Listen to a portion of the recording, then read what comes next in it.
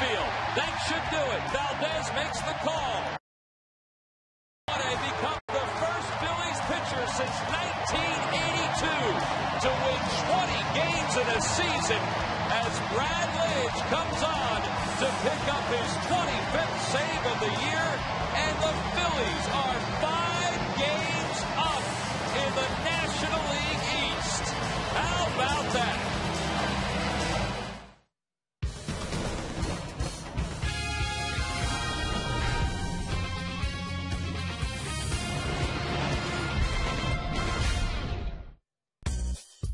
I love playing with you guys. That's all I got. I mean, it's this stuff has been secondary for me. You know, it's been a dream come true to get to this point in the season and to be able to get a chance to finish it. So, thank you guys for everything. I appreciate it. That's great.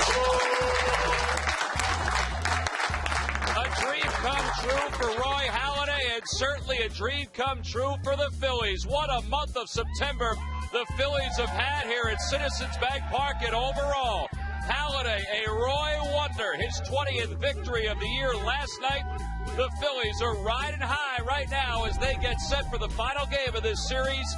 5 games up in the National League East, and yes, the magic number is down to 6 to clinch the National League East. You don't think all the fans here at Citizens Bank Park are hyped up?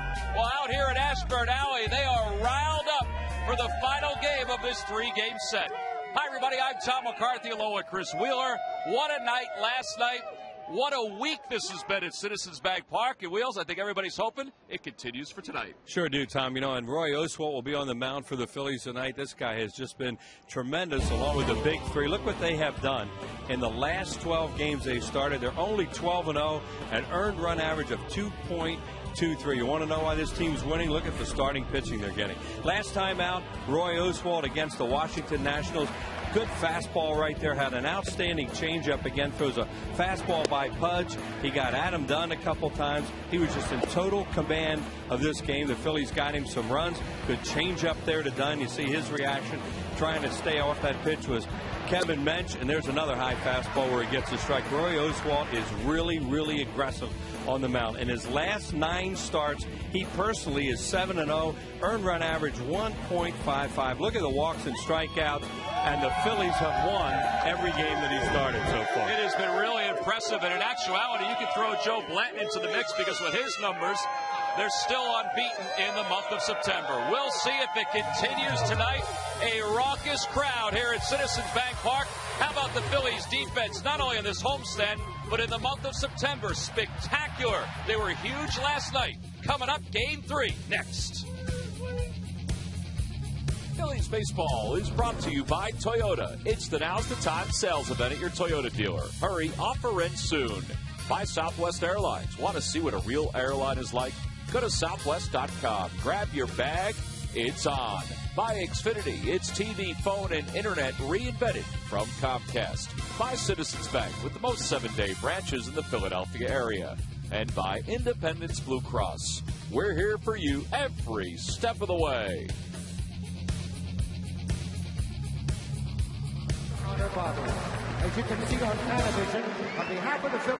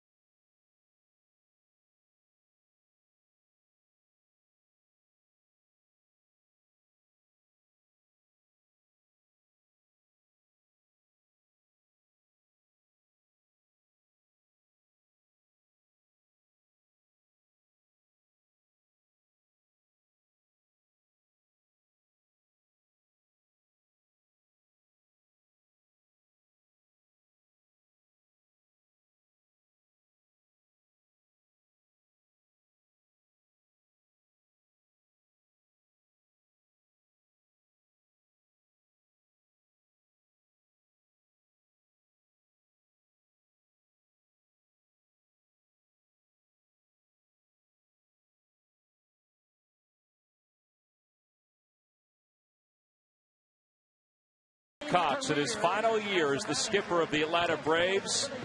It wraps up this 3-game series between the Phils and the Bravos. The Phillies have taken the first 2. They're on a roll. It was kind of neat seeing Charlie Manuel come out to shake his hand and give him a tap on the back because, you know, Charlie doesn't bring the lineup card out because, well, he said he's not superstitious, but he's superstitious because the last 4 years he hasn't done it, and they've been pretty successful. Let's take a look at the Braves starting lineup. It's brought to you by Xfinity, only from Comcast. Leading it off at second base, Omar Infante. Jason Hayward, the right fielder, bats second. Martin Prado hits third, followed by Brian McCann, the catcher. Derek Lee is the 5-hitter. Nate McLeod is in left field, hitting 6th. In the bottom third of Alex Gonzalez, Rick Ankiel, and Tommy Hansen. And they'll face Phillies right-hander Roy Oswalt, who's making his 31st start overall. And he's a 500 pitcher record-wise, Wheels, but he's been more than that with the Phillies. He's been unbelievable with the Phillies, Tom. 7-1 with a 1.94 earned run average in his 10 starts. Those are his overall numbers. He lost his first start down in Washington. That was a tough night for him. He had just gotten into town, and they made some errors behind him. But that is our scouting report on him. You see, using the changeup more and more, that has become a very effective pitch. Not real good numbers lifetime against the Atlanta Braves. His last couple of outings against the Braves, he's pitched a combined 3 innings against Atlanta. And as you can tell, the rain has started to fall here at Citizens Bank Park. Apparently there are some showers in the area, but it must not be that bad because the cover is still on the tarp, and this game is underway. Yeah, well, they let the pitchers warm up, so, you know, they don't want to not start the game. Even though there's raining lightly right now, that they can play through this, and it's not supposed to last very long. That's the forecast. But the one thing they hate to do is you look at the umpires right there, Larry Vanover behind the plate. They don't want the pitchers to warm up and then have to sit. Crew chief is Jeff Kellogg, and the game is in his hands right now. And a line drive caught out of the air by Chase Utley. One away here in the first. Well, with one out, Wheels, let's take a look at the Nissan keys to the game. Well, a sweep. Wouldn't that be sweet? Start out trying to win the series. They've done that, and now they want to get greedy and do it with a final member of the big 3 out there on the mound. And these 3 guys, Oswalt, Halladay, and Hamels, have just been tremendous. Well, it's the end of the model year, and Nissan's laying it all on the line. Nissan's bottom line sales event going on now. The big 3, as you saw during our opening to the telecast, 12-0 here in the month of September as Jason Hayward stands in. Hayward is hitting .286 overall with 18 homers and 71 RBIs. He's 2 for 7 in the series.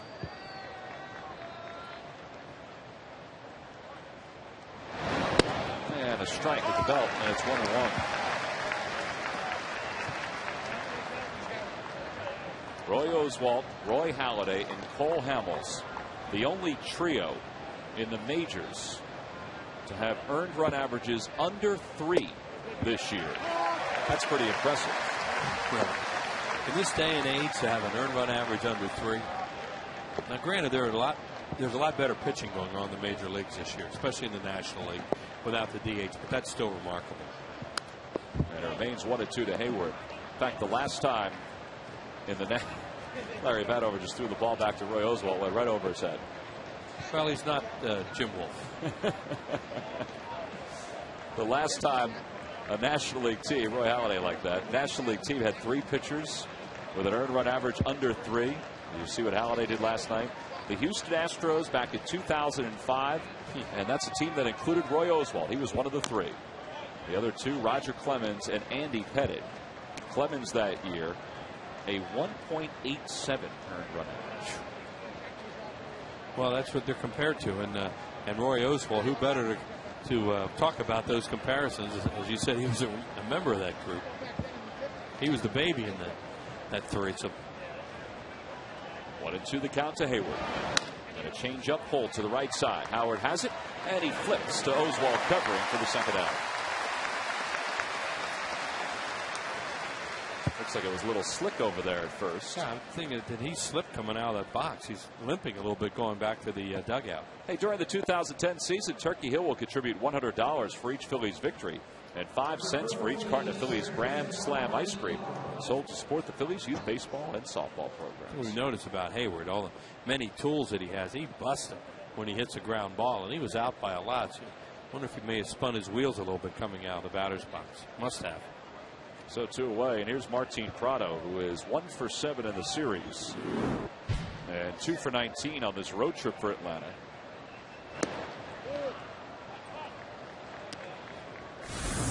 Here's what happens when Hayward hits his changeup. Oh yeah, he almost fell on his face. Boy, that's a good way to pull a muscle right there when you extend like that. Line drive foul by Martin Prado.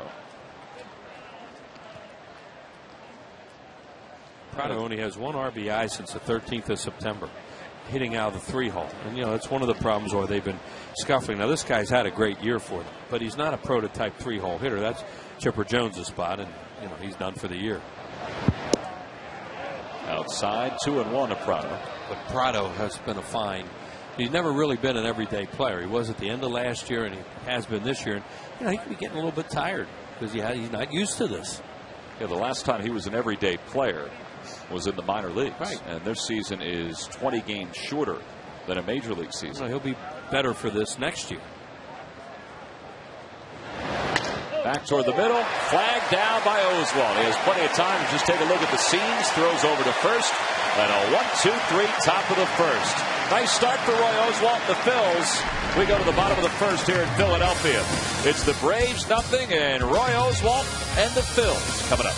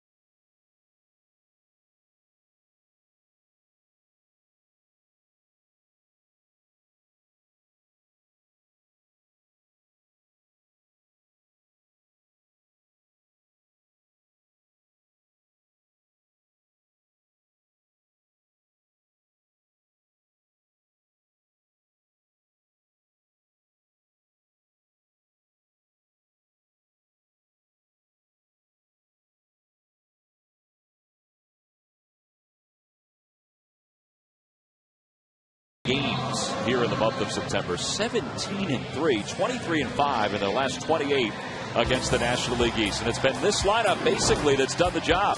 It's brought to you by Xfinity, only from Comcast. Leading it off in center field, Shane Victorino. Placido Polanco, the second baseman, bats second. Chase Utley hits third, followed by Ryan Howard, the first baseman. The 5-hitter is Jason Worth, the right fielder. Raul Ibanez hits sixth.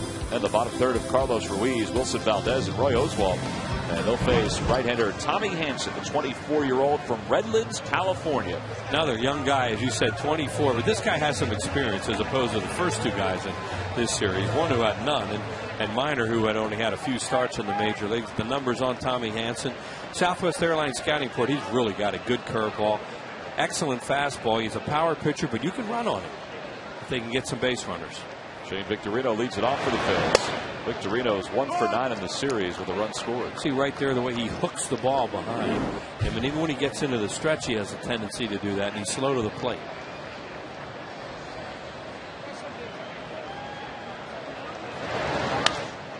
Hit hard towards shortstop. Easy play for Gonzalez. 1 away. So Victorino's retired. Hansen last year finished third in the National League in the Rookie of the Year voting. Chris Conlon from Florida won it. He's out for the year. Jay Happ was a close second.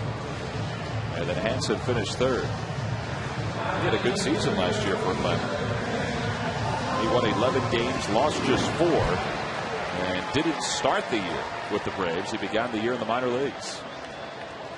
Well, he's 2-6 since the All-Star break, but his earned run average is under 3. So they haven't scored much for him. Here's Placido Polanco.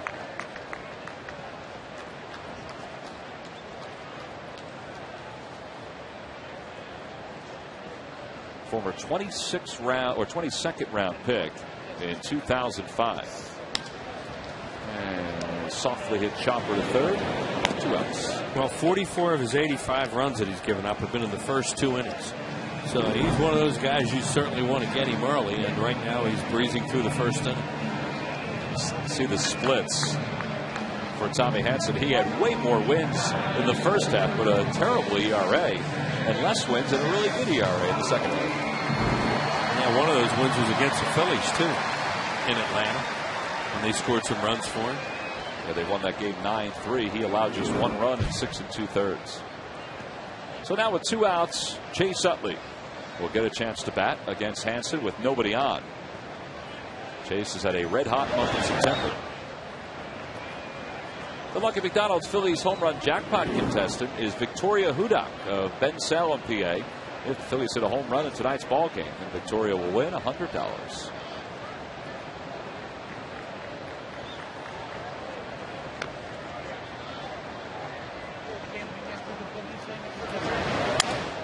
Chase pulls one softly to the right side, and 3 ground ball outs and just 6 pitches, and Tommy Hanson is through the bottom of the first. So both pitchers have settled in right off the bat.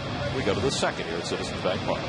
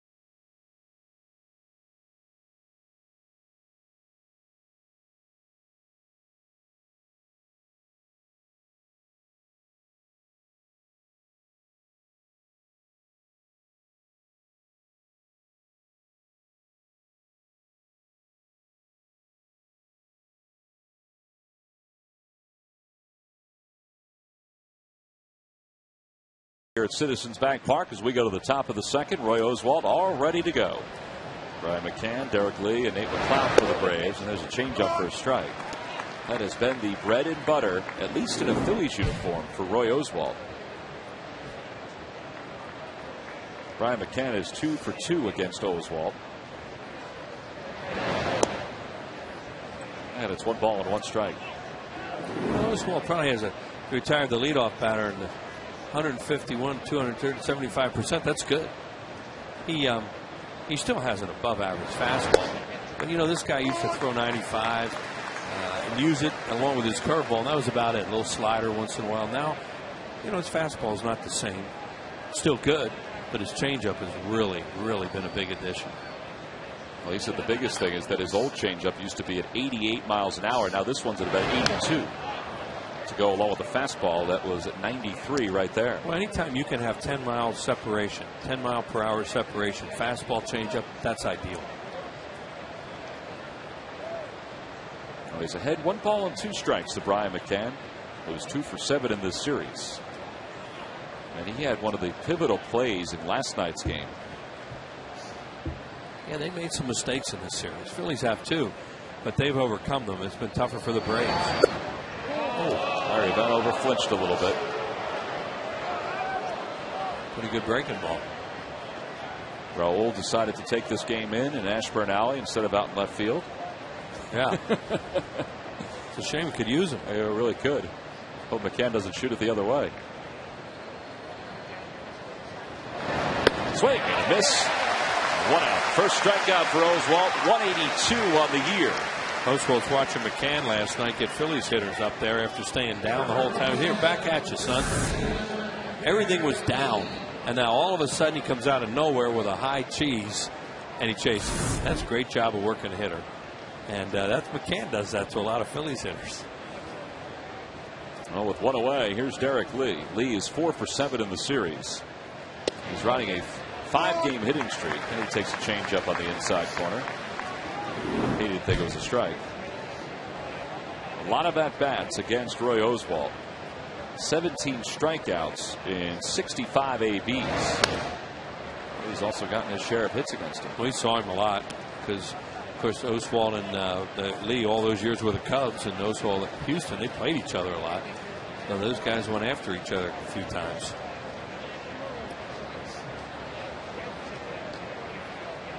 Roy is now 33 years old. And a swing and a miss and a changeup. Second straight strikeout. Well, he's got that pitch dancing right now. And for these Braves players who haven't seen him in the last year or so, I would think they're surprised by what they're seeing. Well, watch the arm speed. Look how fast his arm comes through and the way that ball dives at the end. The changeup, there's many things involved in a changeup. Number one, everybody will tell you arm speed. You slow your arm up, they see it, they know something different's coming, slower, they'll lock into it. If your arm's going that fast, you can't pick up a changeup a lot of times. Well, here's Nick McCloud. And his arm speed is really good. I can't believe you can detect any difference between that and fastball arm speed. McCloud 10 for 28 against Oswalt.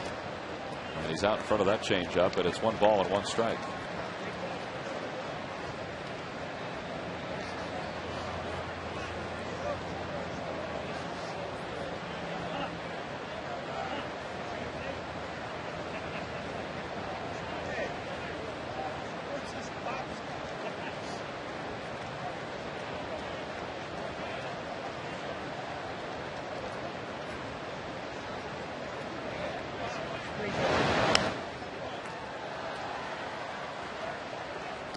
Rain basically has stopped. Fans are down in their seats.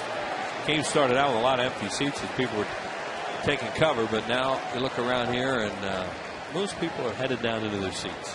And most of them have the rally towels, compliments to the Pennsylvania Auto Theft Prevention. Yeah, they could wipe their seats off. Yeah, it's nice for them. And get them rolling in the air. There they are. Yeah, use it as a do-rag there if you want to. They have become such a fixture here at this ballpark since the Phillies have gotten into the postseason. The 1-2 pitch. Breaking ball. And it's hit foul. That was the slow looping curve that used to be. It used to be his second best pitch. He was fastball curveball. They're using the towels there for the cameras. Here it is. 65. McCloud way out in front. The only reason he hit it was up a little bit.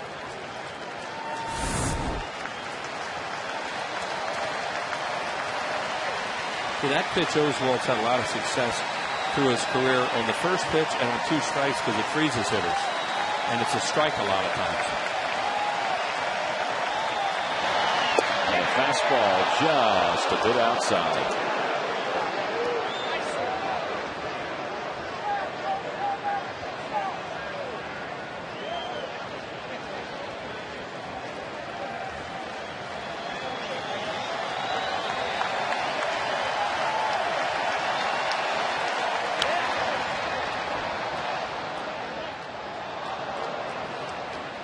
On the Toyota Major League scoreboard, the Rays have taken a lead over the Yankees. The Yankees have won the last 2. That's a 4-game series. It wraps up tomorrow. Rays lead at 1-0 on a sac fly by Evan Longoria. Both the Yankees and Rays look like they're going to be in the postseason, but the Rays would love to win the division and get home field advantage. Right side, Ryan Howard dives, slides, gets to his feet, and Oswalt is there to finish it off. Another 1-2-3 inning, second 3-1 putout. We played 1.5 here at Citizens Bank Park, and for the first time, Ryan Howard will get a chance to bat.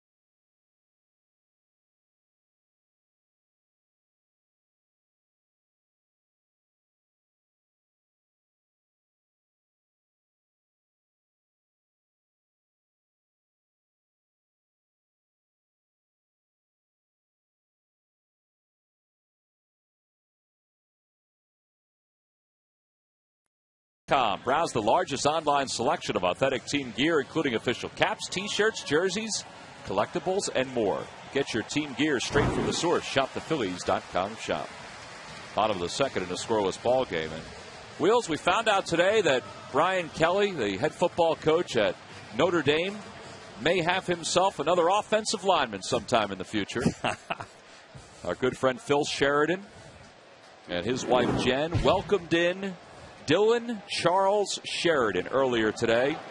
7 pounds, 5 ounces. And as Ryan Howard digs in, we want to wish them congratulations. Nice going, Phil. Jen, another Golden Domer in the world. Yeah, forget about Phil. Nice going, Jen. Well, good point.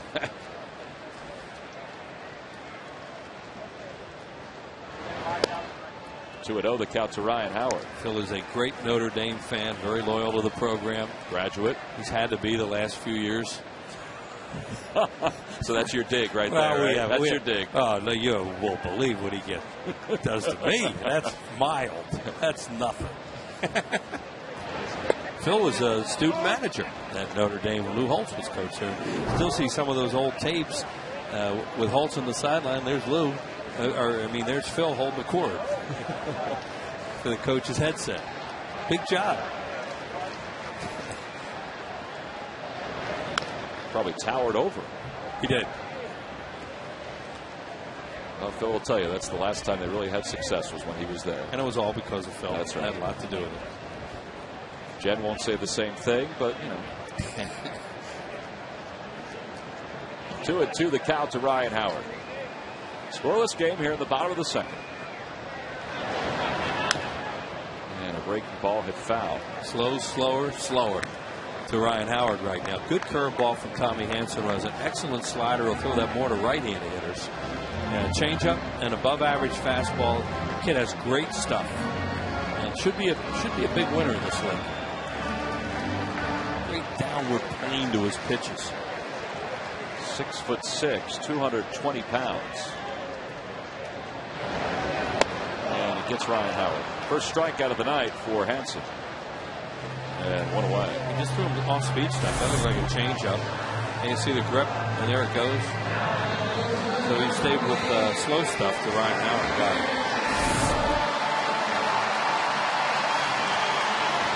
Nice reaction for the crowd for Jason Worth. And why not? Last night, Jason reached 100 runs scored for the first time in his career. Also hit a 3-run home run and scored the 5th run of the game. So he had 2 runs scored, 3 RBIs, and a big night. And he's had a big homestand.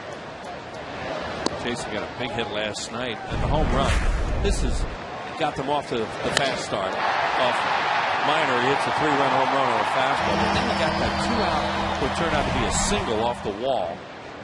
And then Raul Ibanez followed with a 2-run double, and that was the difference in the game.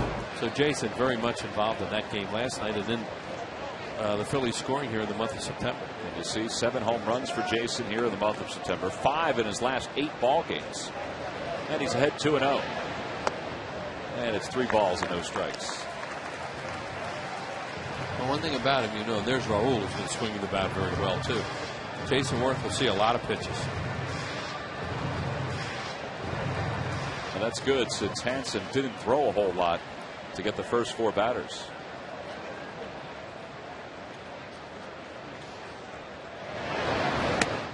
And there's a fastball for a strike.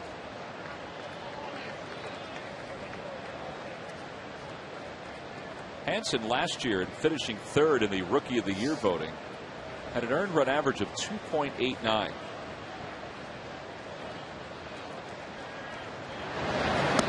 And there's ball 4, and Worth is aboard. I think it's kind of interesting, Wheels. Last year, 2 pitchers finished in the top 3 in the Rookie of the Year voting.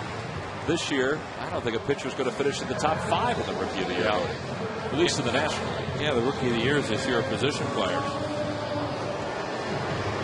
We saw Tommy Hansen in a game up at Disney World early in spring training last year, and he was like, oh no, thinking they're going to have this guy for a while. And he, of course, didn't make their club, but then he did as the season went along, and then he's pitched very well this year. Quick toss over. Yeah, the one thing that really jumped out at you was his breaking ball in that game, the hard slider and curveball that he had. You could see he had above average fastball. You can run on him, though. First, Volstead and Hansen both have allowed 29 stolen bases this year. You know, he hooks the ball behind his ear like that, long delivery, and that's why you can run on him. Now, this is not necessarily a running situation because the hole's open for a left-handed hitter, and Hayward's really deep. You get a base hit, you can get Jason to third.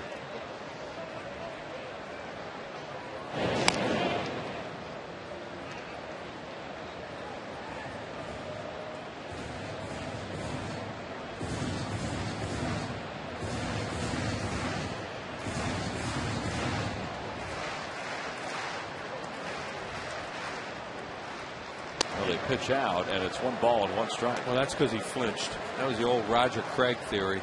When Roger Craig was a manager, he said base runners, base stealers are thieves.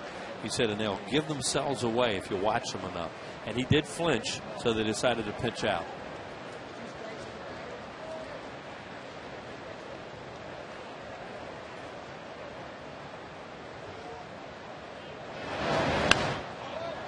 Jason didn't go, and it's 1-2. Yeah, and that's the point. You don't usually go there necessarily with a left-hand hitter. Now, this is a good time to run because he may try to go after Raul, that slow breaking ball or a changeup, something down where it's a tough pitch for McCann to handle and throw him.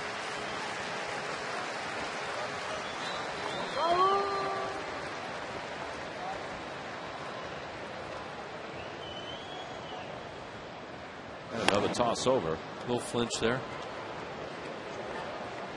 Now that of course puts in the base runner's mind. Uh-oh. They saw that, didn't they? Now they're going to pitch out again.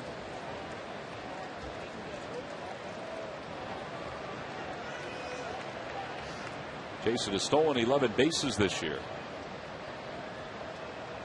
And there he goes. And Ibanez slices it to left, not deep. And McLeod is able to come in and make the catch. Tonight on Sports Night, get highlights and analysis of this ball game and hear from Andy Reid and new Eagles starting quarterback, the old one, Michael Vick. Plus the latest on the Flyers as they continue training camp.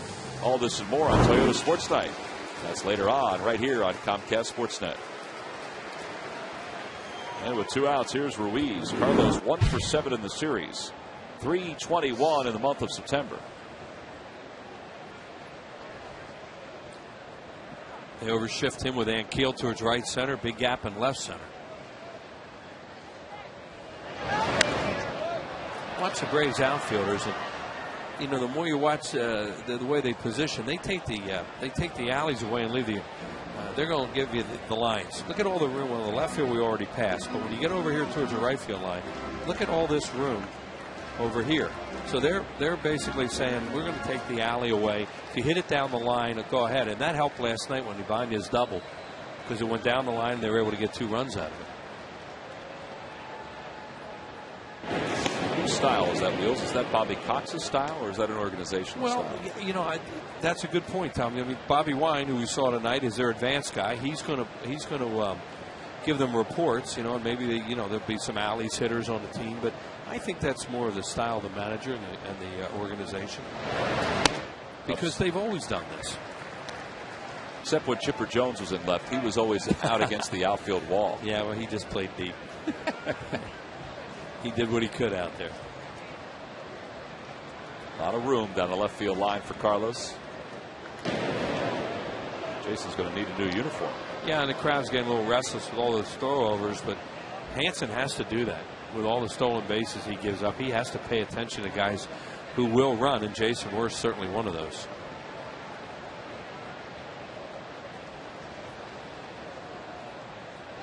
Jason goes, swing and a miss at a breaking ball. No chance for McCann, and it goes into center field. Jason's on his way to third. He'll get there sliding. Second error of the series for McCann. How about that's the 58th error for the Braves since the All-Star break. Well, McCann's at a disadvantage, too, because he has to rush so much with Hansen. An off-speed pitch, throws it away, and then it bounces into center field. Jason, a good pop-up slide, and gets over to third base easily there. So dirty uniform at all. Yeah, early with that unit. Tell there's been a little moisture out there, too, but sweating. And also on the field because that little bit of rain. It's humid here tonight. Carlos trying to give the Phils the early lead here in the second. I'm going to watch for a ball bouncing away. With a floater to right. And Hayward moves over a few steps to his left. And Jason Worth is left over at third. So for the Phillies, no runs, no hits, one man left. We've completed 2. It's the Braves nothing and the Phillies nothing.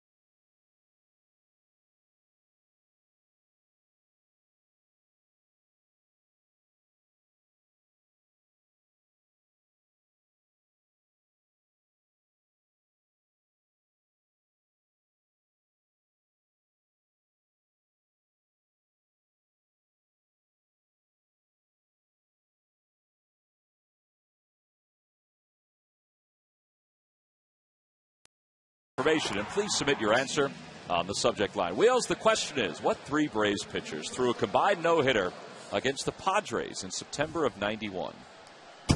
The answer will be revealed in the 7th inning. Well, you and Christine both said no chance tonight, and you're right. No, I said you might get, some of it. Then you said probably not much probably of it. No. I have to think of some hints. I can't wait to hear the answer to this one. I have one hint. Feel free. I'll save that for later. I got to think of hints for the other 2. Here's Alex Gonzalez. He wouldn't know the answer either.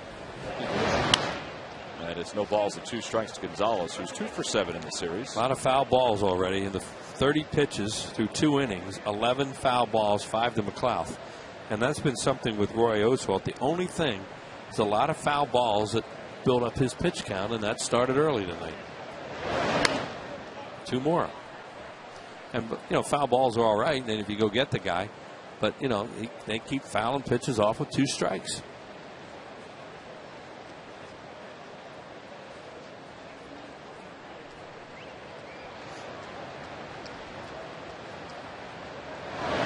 Swing and a miss. 3rd strikeout for Oswalt. 7 up, 7 down for the Phillies right-hander. On the Toyota Major League scoreboard, Marlins have put a 5 spot on the board over the Mets. The Mets will be in town beginning Friday. Wes Helms a 2-run double. And this Friday, R.A. Dickey will face Joe Blanton. Kyle Kendrick goes on Saturday. Cole Hamels against Pat Mish on Sunday. Originally it was Pelfrey. I was going to say the same thing. Here's Rick Ankiel. 1 for 3 in last night's ball game. 5 for 21 in his career against Oswalt.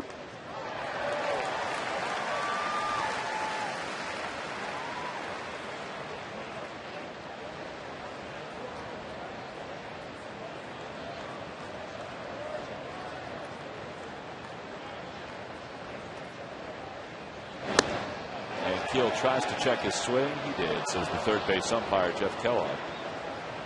And Keel made the final out in last night's ball game. Brad Lidge, a slider.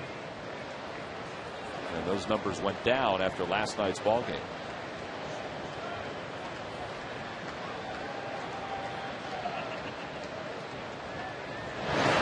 Swing and a miss, another strikeout. That's 4 strikeouts in the first 3 innings for Oswalt. He's got a good fastball tonight. It's live, it's up, And when I say it's up, it's out of the strike zone that they're chasing. You know, fastballs up that are belt high, you know, they get whacked, but not these. Because they're up and out of the strike zone, really tough to get on top of, because Oswalt is sneaky with that delivery of his, the way he jumps at you and the ball gets on the hitter. Well, now with 2 away, here's Tommy Hanson. Hanson takes a strike with his big frame. He has 6 hits and 56 at-bats this year. Overall in his career, he is an O's 86 hitter, 8 for 93.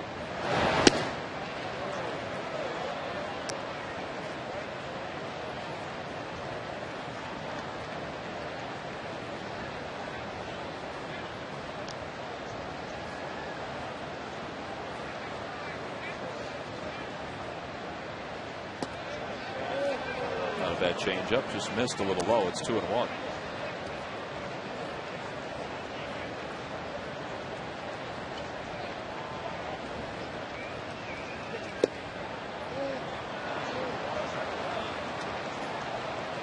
think we're going to throw this guy fastballs.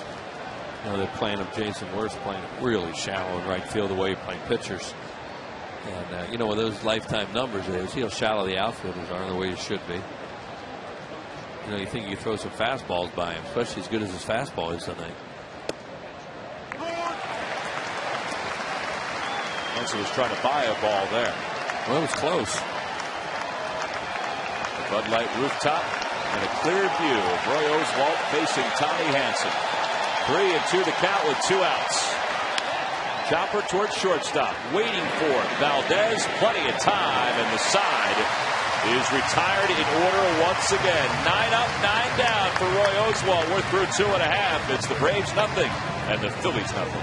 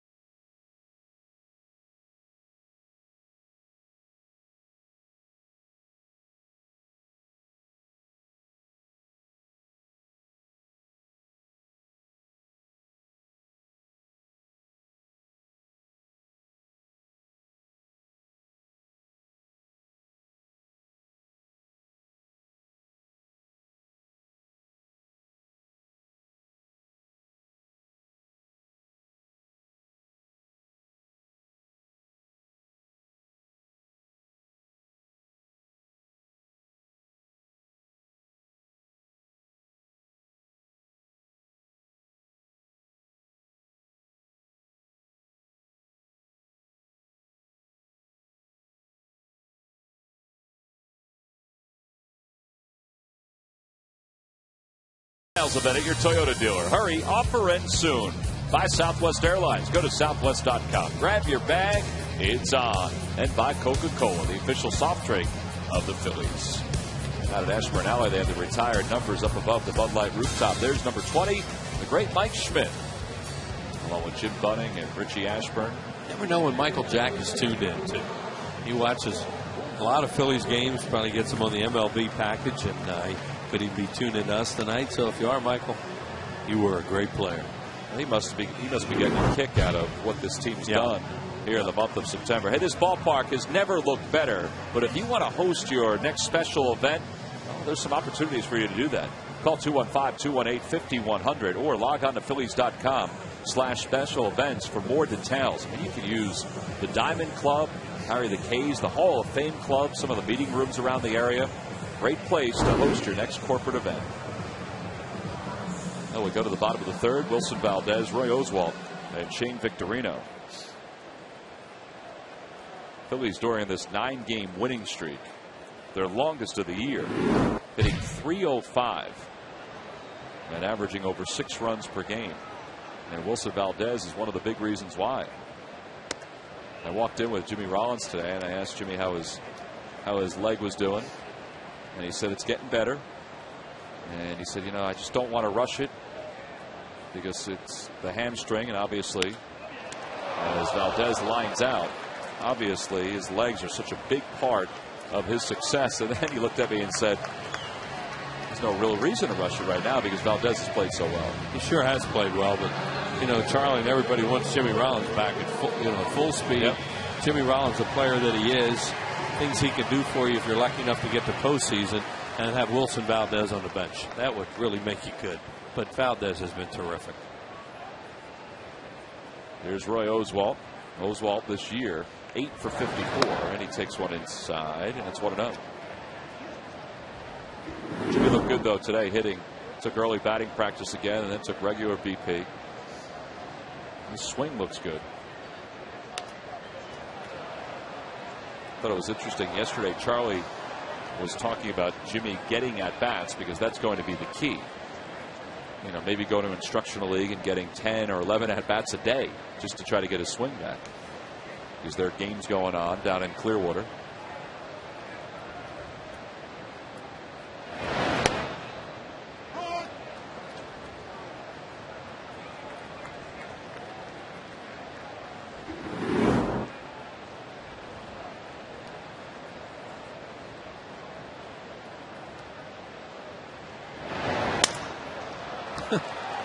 They have broken his bat as he opened up on that one, and Infante throws him out for the second out. That's what a slider will do to you. So 2 away. We go back to the top of the order. Hey, email, text, Twitter, and Facebook 24/7. CSNPhilly.com is the best place for the latest news on the Phils and their drive for another division title. Michael Vick and the Eagles as they prepare for the Jaguars, and the Flyers and Sixers as they get ready for the upcoming season. Text alerts to 53695 or sign up for alerts at CSNPhilly.com. Speaking of texting, Shane Victorino was out of Penridge High School earlier today as part of a program sponsored by AT&T where he was trying to get young drivers, and it could be the same for older drivers too. Oh yeah, to stop texting while they're driving. Good idea. He was there as a guest of Rachel Brennan, who won a contest to bring Shane Victorino to school. And everybody that was there said that Shane was great with his speech and with his message, and basically said the people you are friends with and your loved ones can wait for you to stop driving to get their message or for you to send your message. Well put.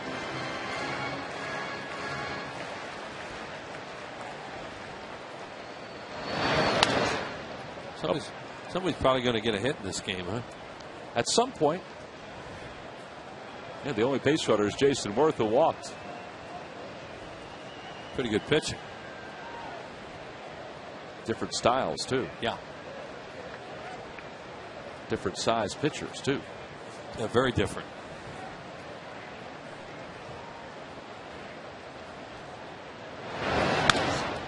Chopper to the right side. Derek Lee on the backhand. Hansen's there to cover, and he has another easy inning. So through 3, neither team has picked up a base hit. 1 base runner overall.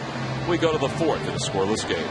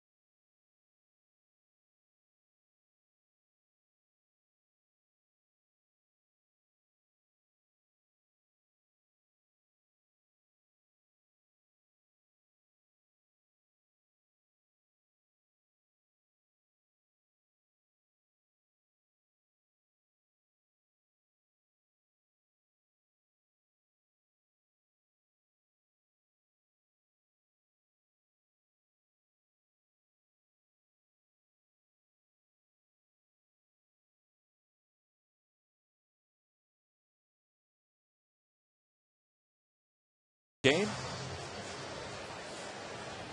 Neither pitcher has given up a hit so far. As Omar Infante leads it off against Roy Oswalt. And a changeup to Infante. Misses inside. It's 1-0.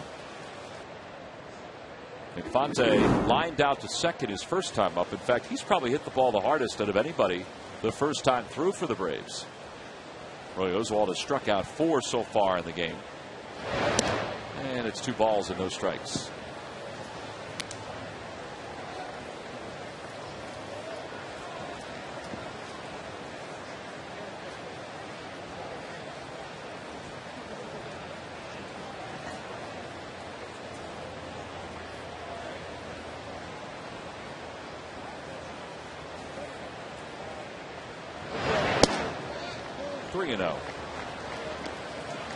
Oswalt so far has thrown 47 pitches in this game, and he hasn't fallen behind too many batters.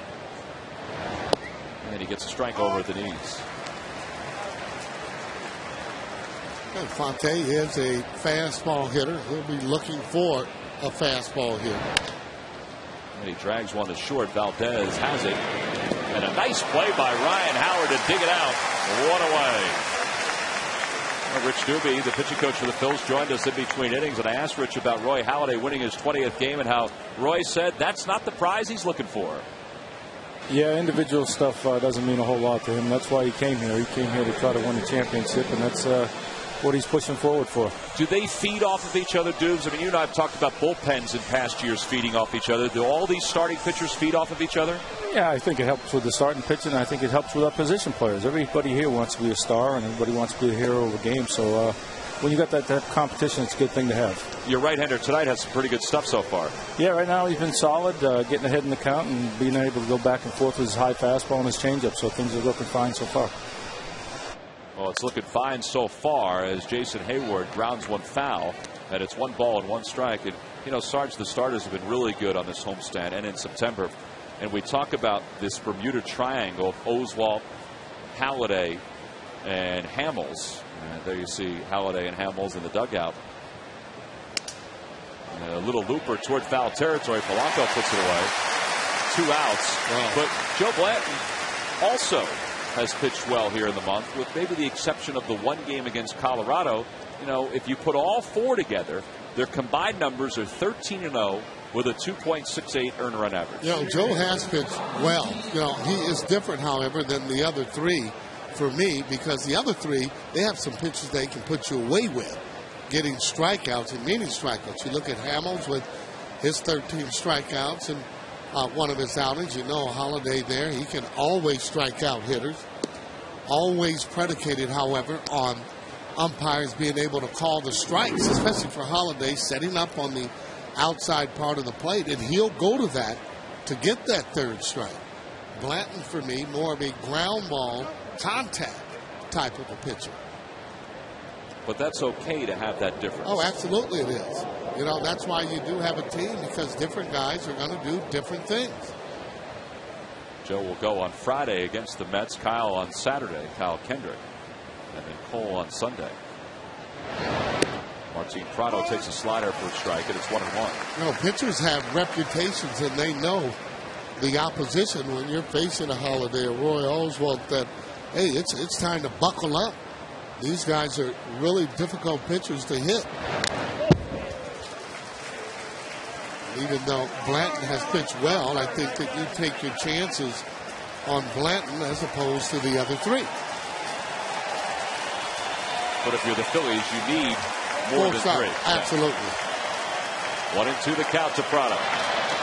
And it's down and away. 2 balls and 2 strikes.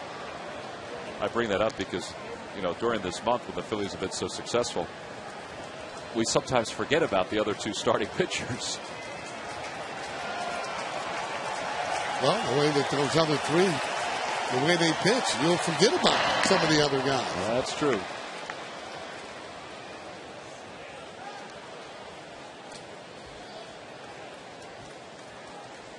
Prado hit one right back to the boxes first time. That's what we're talking about.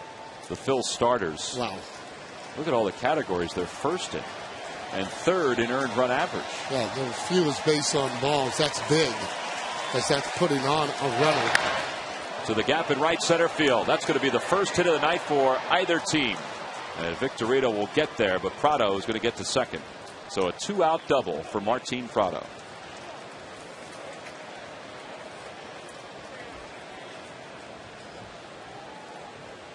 '40th double of the year for Prado. Well, he just splits the gap. High fastball. He got on top of it. No chance for anyone to get the ball. Usually that's a spot where you might get a triple. Prado not a fast runner.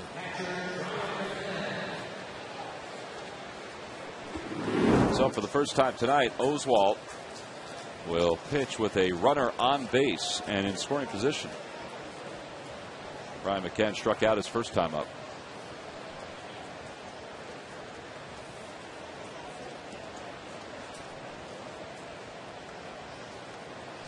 Well, I would think for sure they're not just going to give in to McCann. Derek Lee hitting behind him, especially with the 2 outs. So that means he's just going to, I would think, go after him, but he's going to be a little more careful than normal.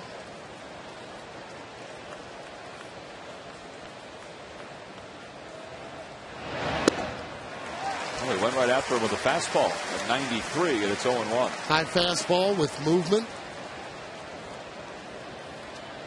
Don't want to keep throwing it there, I don't think. He got him on a high fastball his first time up, but it was up even higher. Must be a little difficult for guys to pick that up. Ryan Howard gobbles it up, and Oswalt leaves one in scoring position. So both teams, through 3.5, have left a runner in scoring position. We come back out in the bottom of the 4th. It'll be Placido Polanco, Chase Utley, and then Ryan Howard for the Phils.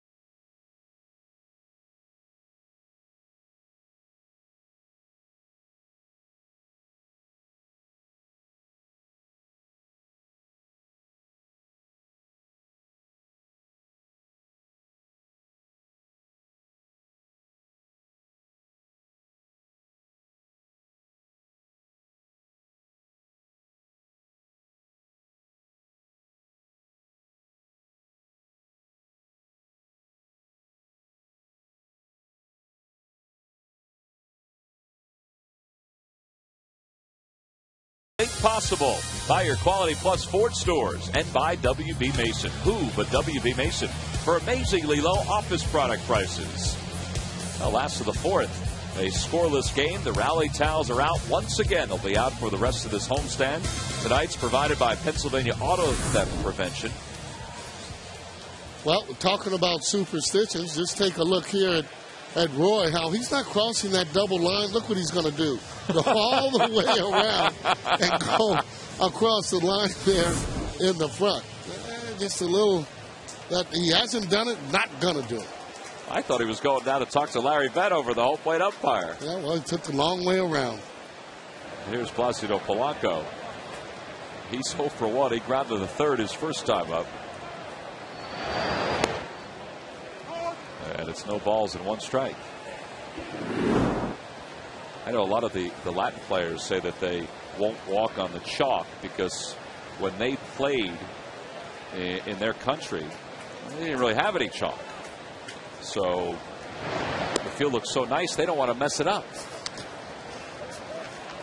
But I could see that. I played on some of those fields, and you're absolutely right. I mean, one of the reasons they're able to come here and field the way they do, I mean, they're used to bad hops all the time. Check swing, and it's 1-2 to Polanco. Chase Utley very rarely walks on the dirt in front of where he stands at second base because he doesn't want to put any divots in the dirt. He usually goes around the infield and will take ground balls to warm up on the other side of second. Wow. Some players will hit one of the bags going out to their position, whether it be second base or third base.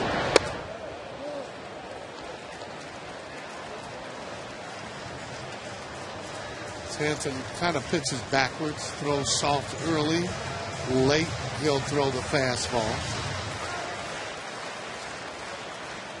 2-2 the count to Polanco. Down and away, 3-2.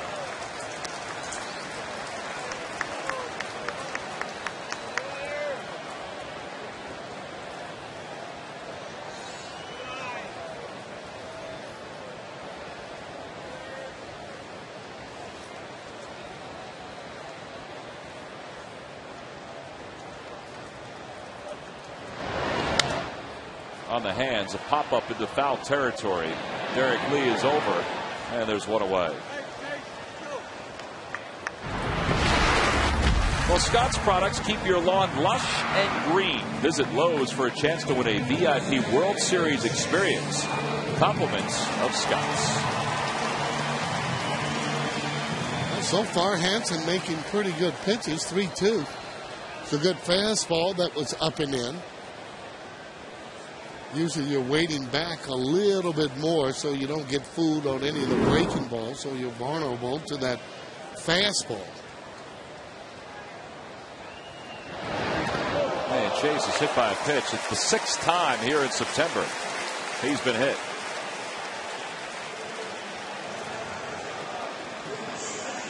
Bobby Cox a little disgusted that his pitcher would allow Chase to get aboard with one out. Yeah, just doesn't like to have runners on.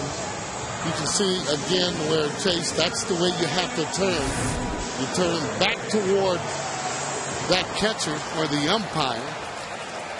But Bobby doesn't like to see runners coming up there with Ryan Howard and having to have to pitch to him. Plus it changes the alignment of your defense, too. Oh, sure does.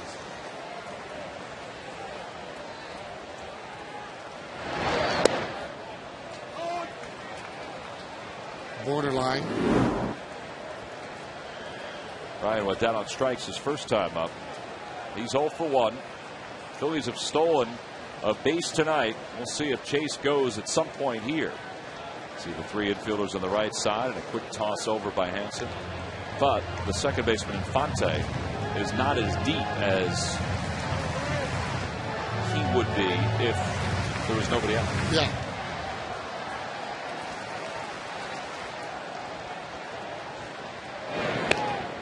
Chase steals, and he already knows that if it's in the right position, he's going to keep on going to third base. If it's thrown away, definitely he'll go there if he's trying to steal.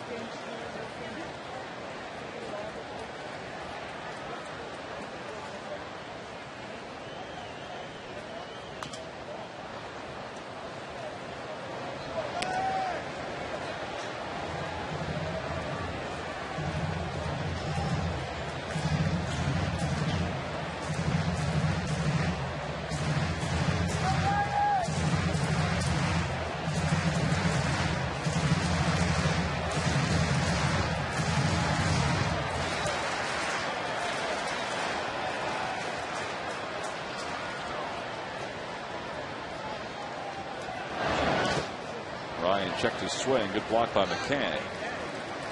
And it's 1 ball and 2 strikes. Well, it is a good job anytime that catcher keeps the ball in front of him. You consider that a good play, especially with a runner in. 1-2 the count to Ryan.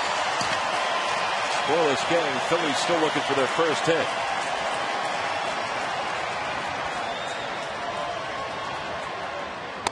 And it's 2 balls and 2 strikes. Hansen has had a rather easy time through the first 3 innings. He's allowed just the 1 base runner, the walk to Worth. He wound up getting the 3rd, but couldn't score.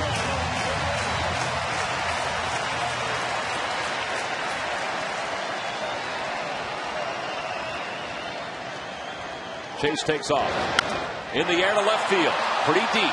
McLeod going over toward the corner, slicing, and it's a fair ball, and he caught it. It came back to fair territory. 2 outs. Yeah, he actually overran that ball and had to reach back. Made a pretty good play out of it because he plays Ryan Howard all the way to pull. Now take a look how he actually reaches back. That ball there in fair territory. He's thinking about going to the wall. Then he has to reach back. Just a little bit more. Ryan maybe has a home run too. Well, now it's up to Jason Worth. McLeod last night had a couple balls in left which he misplayed. One into a double. The other one was a no play. Former Gold Glover.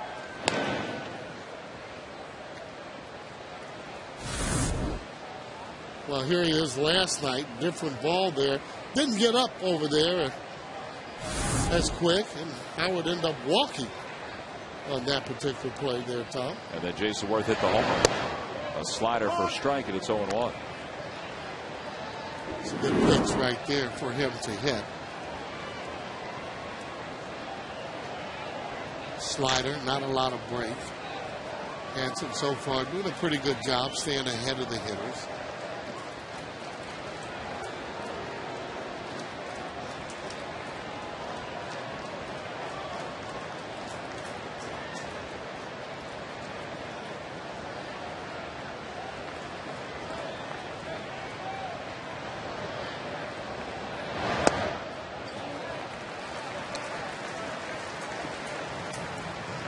Chance that Chase is going to take off here, Sarge? I would think that he's trying to get a jump. Earlier the better, though, for the hitter. A lot of times, hitters just don't like you running with 2 strikes on them.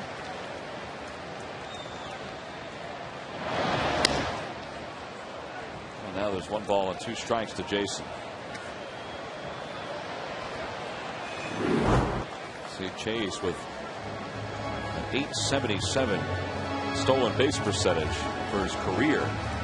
Chase, Jason Worth are 2 and 3 behind Beltran, and then McLeod is 4.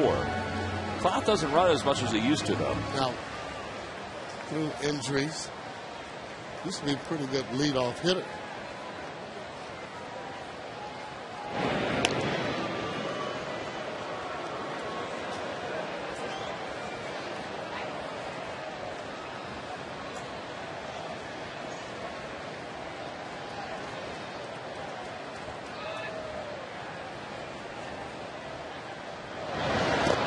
Swing and a miss. Jason doesn't realize it got away from McCann. He picks it up and throws to first in time. And the side is retired. Second strikeout for Hansen.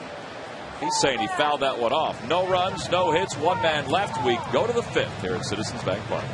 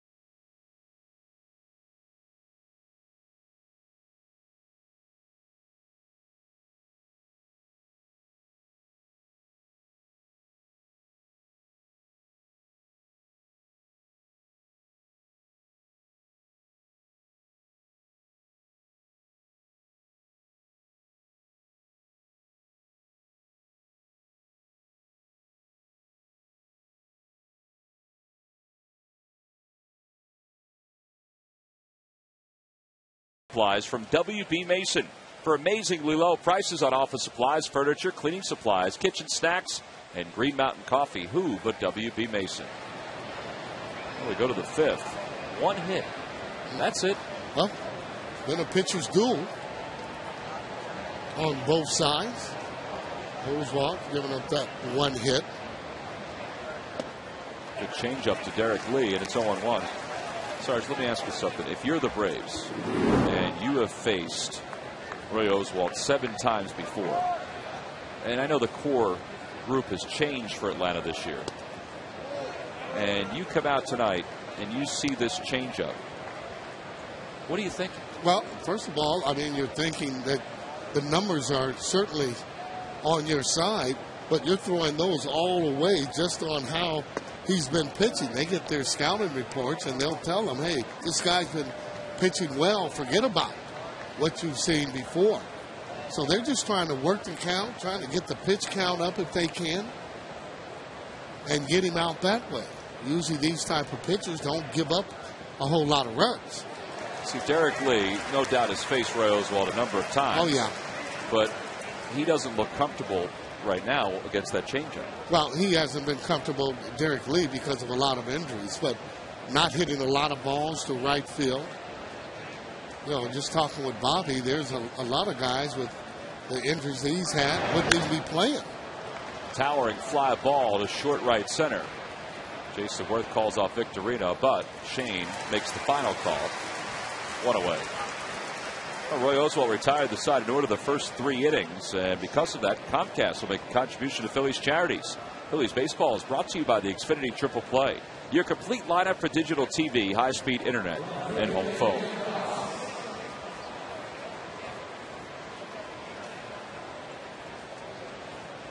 One away for Nate McLeod.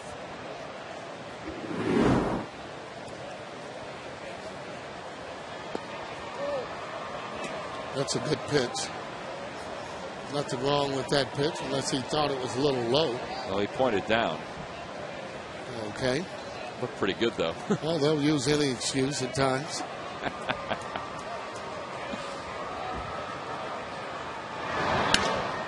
To center field. That one's a little deeper, but playable. Did you like those early outs as a pitcher? Oswalt using the deepest part of the field.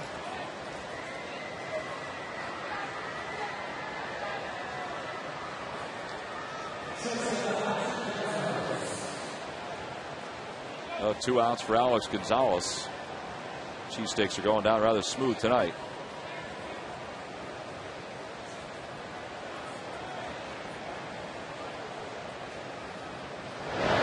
And Gonzalez swings at a changeup. And he lifts it foul behind the plate. Ruiz gives it a peek. And it's out of play.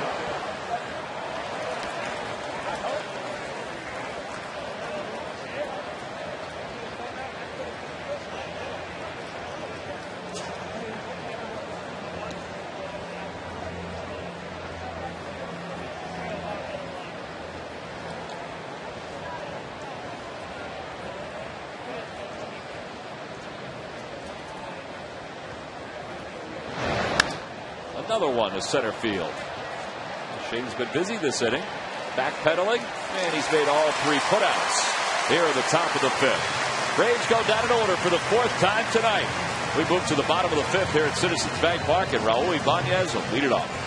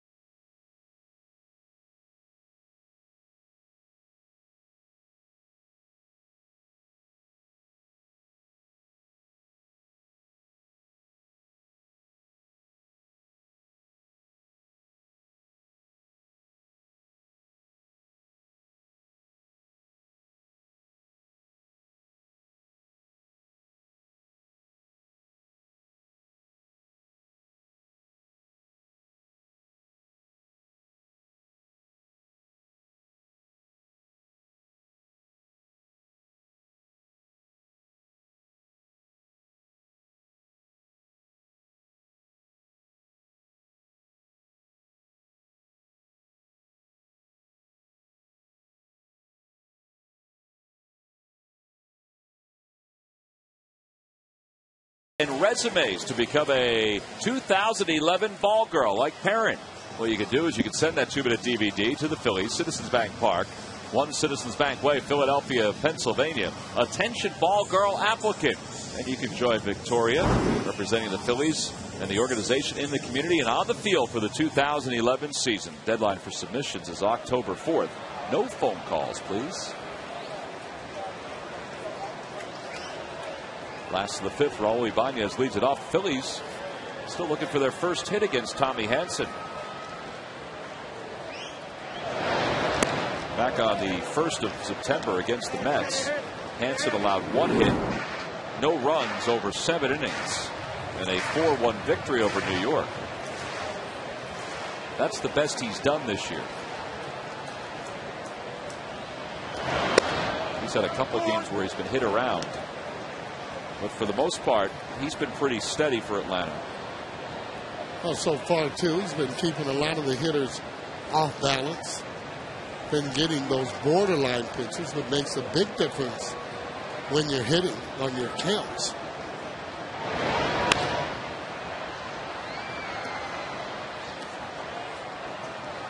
You look at his size, Sarge, and you see the comparison between Hanson and Oswalt. You think 95 all the time, pounding it inside. But that's not the case. He throws a curve, a slider, a change, even more than he throws that fastball. Yeah, and that's what I mean, and keeping the hitters off balance. Just not pumping fastballs into the guys, but he has been coming in late. So he's just barely missing that ball off the plate. Want to get him into one of those predictable counts where you're going to swing at whatever the pitch you're looking for, whether it's off speed or fastball. Remains 2-2 to Ibanez. And once you do have the count where it's like even or 3-2, now just looking to be able to drive the ball. Hoping that he makes a mistake out over the plate.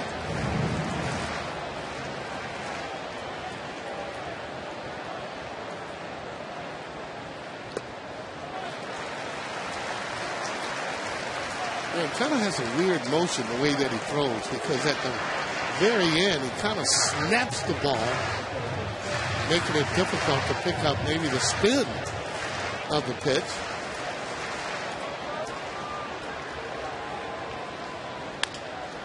And Ibanez hits an off-speed pitch right to the second baseman, Omar Infante. That was a slider.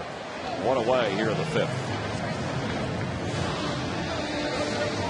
Here's Carlos Ruiz. Carlos flied out to right his first time up.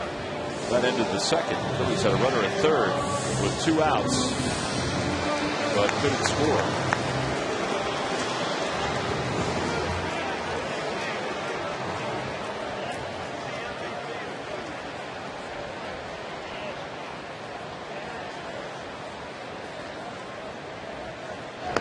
Breaking ball for strike 1.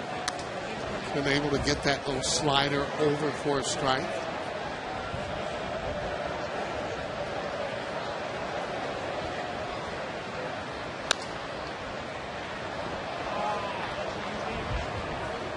Victoria with chair and all in hand makes the play. Yeah, they tell them to take the chairs with them. Oh, do they really? Well, I have to think so.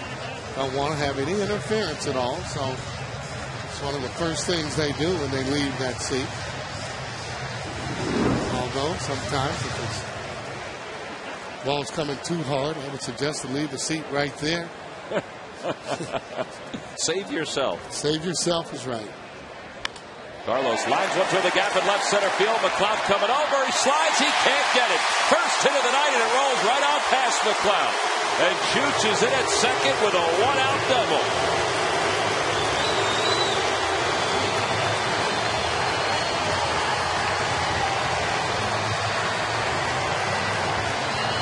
Well, there's a ball that's not hit very hard, as you see McLeod. I don't know what kind of slide you call that, but it ended up being a double as he tried to knock it down. Take another look at it right there. Easy double there for Ruiz. Well, I'm not sure if anybody around the Delaware Valley is happier to hear the New York Life music, because Ruiz is safe and secure at second, safe and secure with New York Life, because it means it's the Phil's first extra base hit of the night.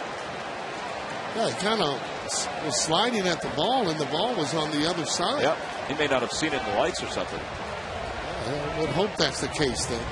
Here's Wilson Valdez with a runner in scoring position. And he takes one up and in, 1-0. Valdez hit it sharply his first time up.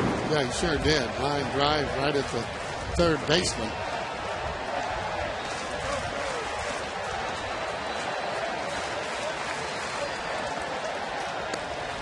Again inside, 2-0.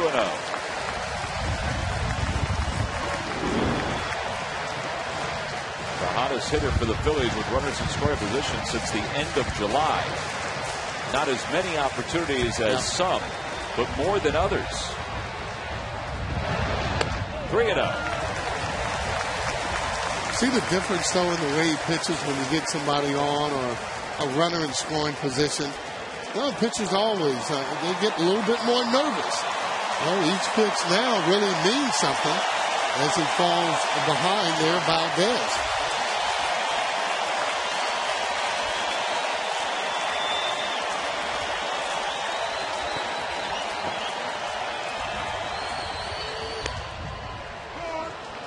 Thought he'd be swinging there 3-0 just because Oswalt, pitcher, hit him behind him. But what an awesome sight, though, with those rally towels when they get up and they're all going in unison together. Awesome sight here at the ballpark. One of the great things about September the last 4 years. 3-1 the count. And it's 3-2. He got another fastball, but he fouled it off. Yeah, he's been keeping that ball up, too, on Valdez. As that wind starts to pick up a little bit in the stadium.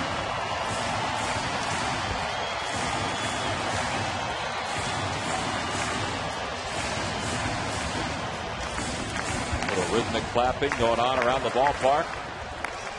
The Detroit bites of a cheesesteak. 3-2 the count to Valdez.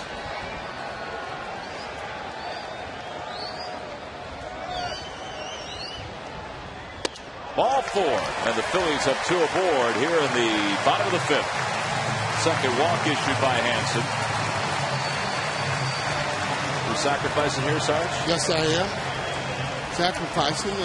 One of the reasons I want to do that because Oswalt does not run very well. I'd like to get those 2 runners in scoring position here and not take a chance on a double play and giving my player that plays every day a chance to drive that ground in.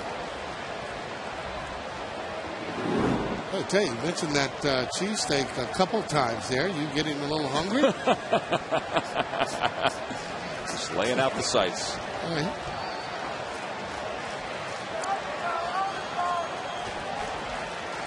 Corners pinch in for Oswalt. He squares, and he bunts it foul. I can tell you now, if he bunts that ball to first base, Derek Lee, he will be throwing that ball to third base. Remember, when you're bunting with runners on first and second, you want to make the third baseman feel the ball because now third base is not occupied.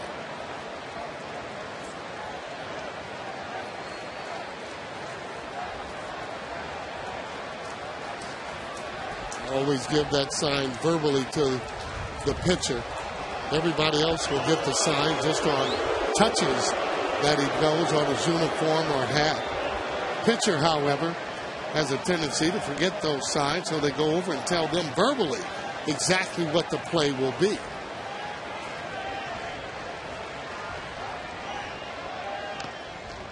And Oswalt bunts it foul. And now it's 0-2.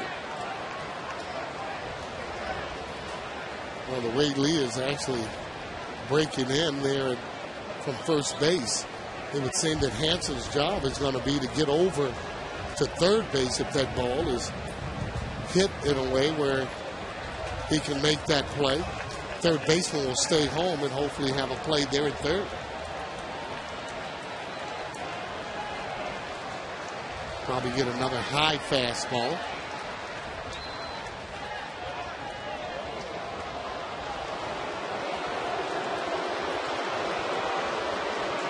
Carlos is trying to get as much of an advantage as possible. Ozark stepping out, see whether or not they've taken the bunt sign off. Sometimes managers will do that and let that pitcher swing away. And he bunts it into fair territory. It's a good one. It gets the runners over. 2 outs. 2-4 on the sacrifice. Real surprise Hansen didn't give him another high fastball. This ball seemed to be a breaking ball, a little bit easier to bunt because you can just follow it. He deadened that ball. Good play. McCann comes up and makes a nice toss over to first base. Now a base hit by Victorino. The Phillies might get 2. They'll definitely get 1 and the lead. Shanes has grounded out twice tonight. They've thrown a buffet of off-speed pitches.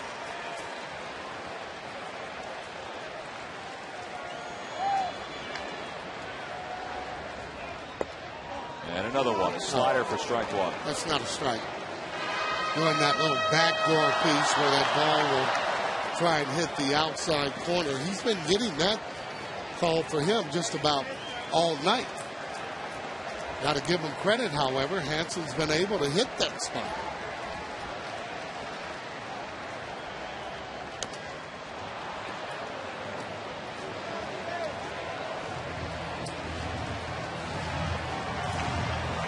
Go with a couple of different ways now. High fastball, a way that he's been throwing. Breaking ball out of the zone or in the dirt.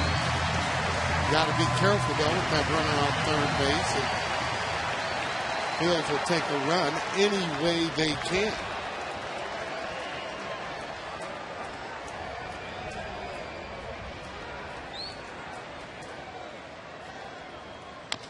Little number up the third base line, and it is a foul ball.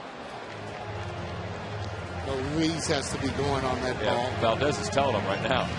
Yeah, he's got to go on that ball. And very simple. It's 2 outs. You're taking everything out of it. When that ball's hit, you're going. You're gone. Don't have to think about going back. You want to make sure, however, you get a jump, especially on a swinging bunt. Like the last swing that Victorino just took. Not too sure, though, he would have scored on that. You see how he's hesitating, and then he hesitates again. Well, there's no way he would have scored if that ball was fair. Might have had a couple of, even another foul for Valdez is all the way to third base. Inning would have been over. Rally towels are going again. 2 runners in scoring position with 2 outs here at the bottom of the 5th. Victorino down to the count 0-2. 1 ball and 2 strikes.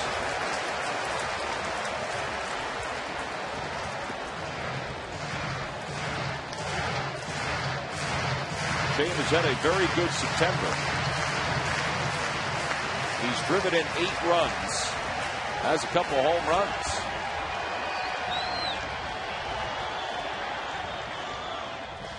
And a good hold on a breaking ball. It was a curve, but it's 2-2. That sure was. I mean, that's a tough pitch to hold up on. Been throwing a lot of slow pitches. Wouldn't surprise me if he tried to get in with a fastball on the inside part of that plate.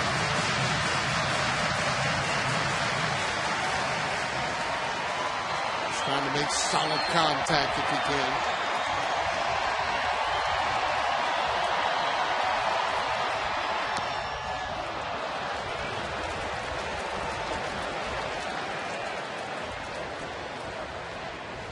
I don't think he's seen a fastball. Well, a lot of off-speed pitches, and you wonder why other pitchers don't do that. Very simple. Don't have the control of the off-speed pitch the way Hansen has tonight. Backdoor slider he's been throwing. Change-up he's been throwing. Been effective so far.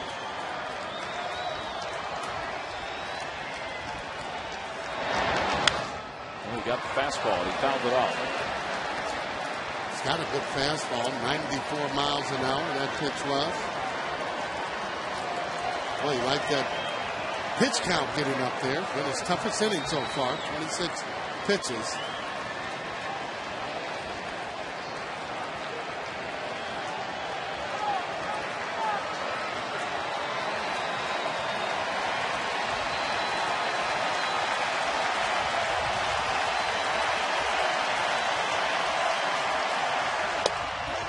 And a call, strike three. Snuck a fastball right on by his knees. And the Phillies leave a couple in scoring position. No runs, one hit, two men left, and one big strikeout by Tommy Hanson takes us to the sixth.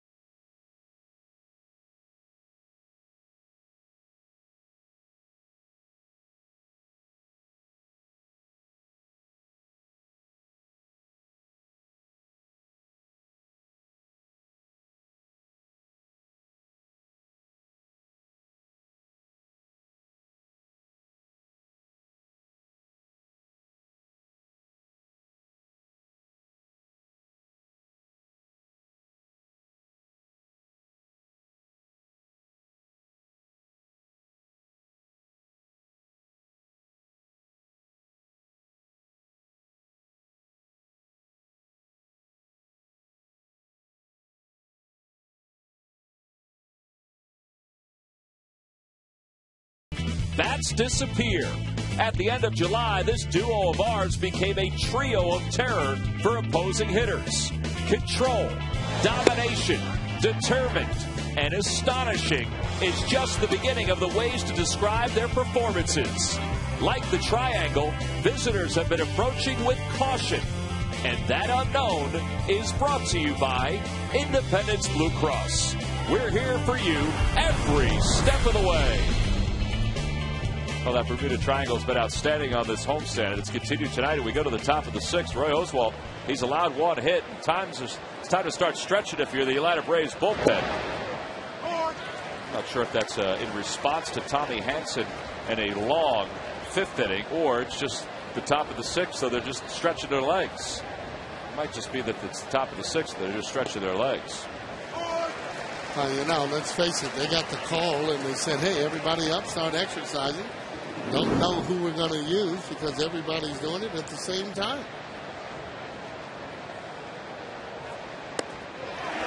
And another strikeout for Oswalt. 5 strikeouts in the game.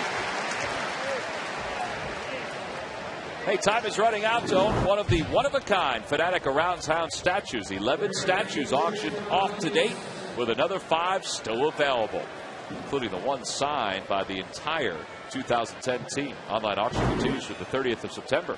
Go to the Fanatic Around Town area in the fan section at Phillies.com for information and to bid. And there are pictures of the remaining statues that you can choose from. Got your bid in? I looked a couple times, Sarge. It's rather steep. They're raising a lot of money. A lot of money. Very impressive stuff. I could see you slipping your name right up there at the top. Okay. Tommy Hanson takes a fastball on the outside corner for a call. Strike 3. 6 strikeouts for Oswalt. Boy, he didn't waste any time right there. 3 pitches. See you later.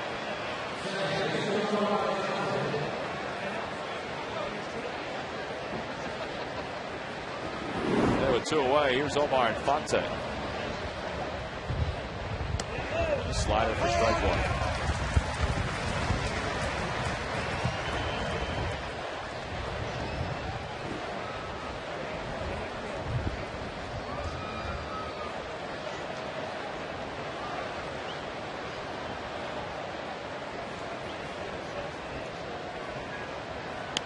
And a bunt. That's how tough Roy Oswald's been tonight. He throws out Infante. Another 1-2-3 inning. Infante's thinking, I got to get out any way I can. I'm going to try to butt it up the third base line. Instead, he butted it right back to the pitcher. 2, 3, and 4. Joe for the Phils when we return.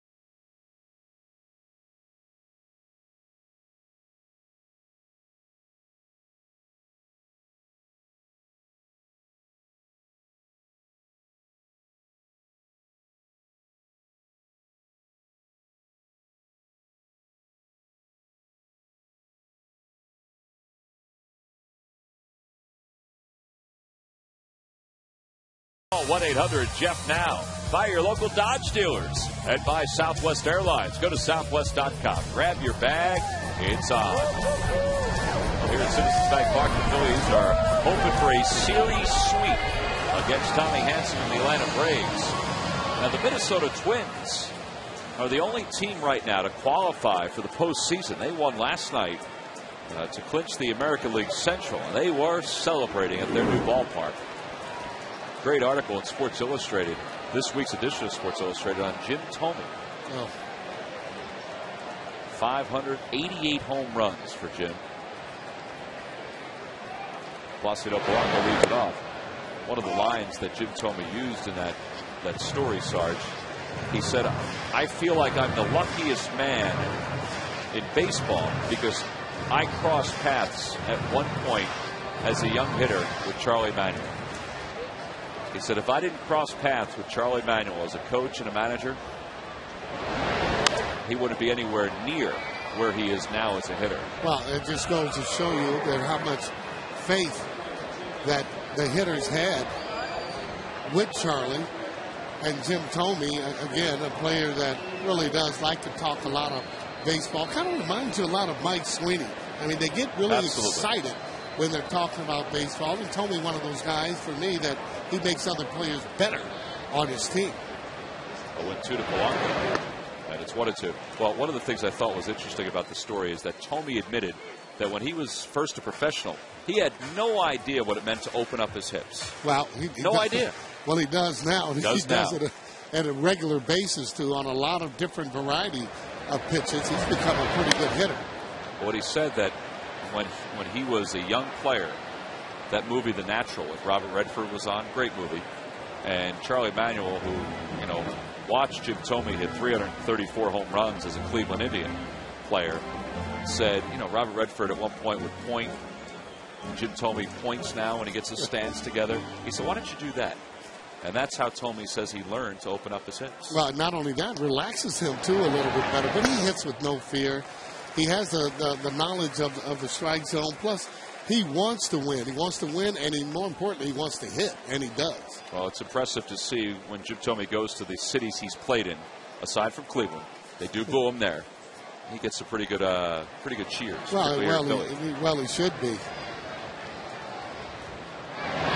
Polanco the opposite way. Ground ball. And Infante takes care of him for the first out here in the sixth.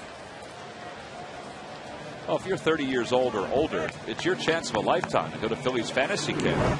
You can call 610-520-3400. Now, there are only a few spots open, and yesterday the fantasy campers played a game here at Citizens Bank Park.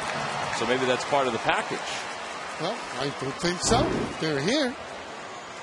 I watched an inning or two of that. It's a lot of fun, though. I'd like to see if you could come on down and pick your own position to play. Catcher, maybe pitcher. Couldn't pitch.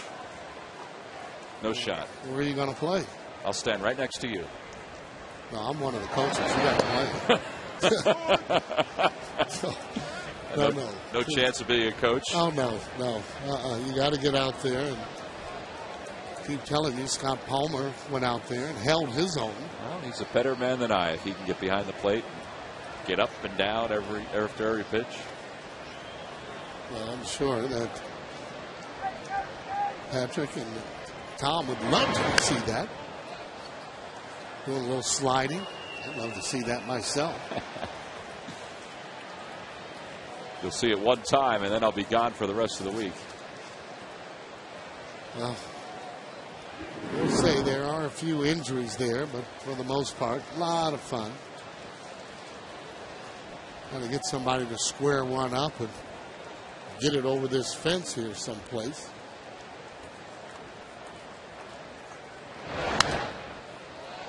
And it remains 0-2 to Chase. Phillies have managed one hit. It was a double by Polanco.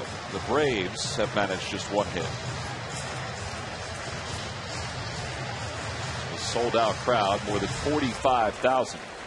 They make up the 120th sellout in a row for the Phillies.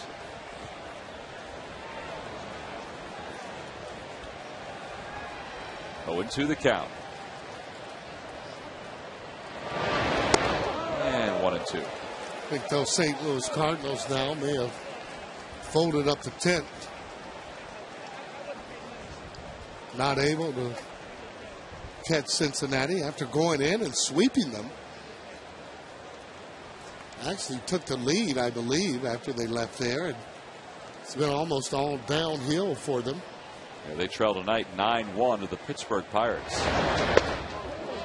That's why I tell you, it's so difficult to play those kind of clubs. On paper, it looks like you should just beat them right into the ground. Not always the case because they're playing a little bit more relaxed. Bobby Cox looking. He wanted that pitch.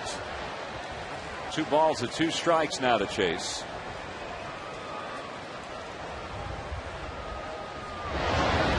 And it's 3-2. He's been trying to get him on that high fastball. But Chase has been swinging at that pitch some. And that's the one for him that don't want to swing at.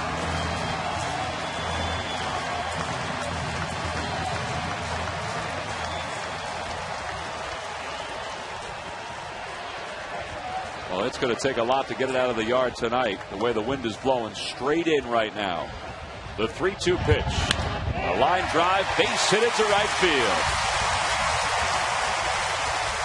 A 1-out single for Chase. He's aboard for the second time. Hey, that's just good hitting right there. Fouling off pitches and then getting one to his liking.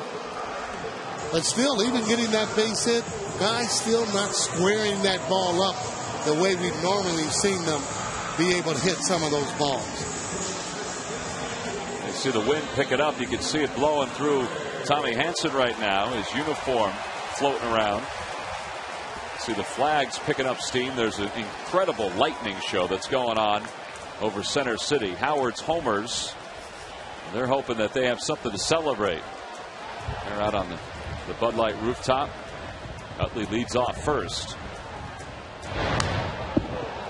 And it's no balls and 1 strike. Well, if he gets a jump, still want to go on and take it. Hanson is very deliberate at home plate, meaning that he takes pretty long time. I'd say somewhere in the neighborhood of about 1-4 to the plate. Ryan Howard has a little Jim Thome stance in him.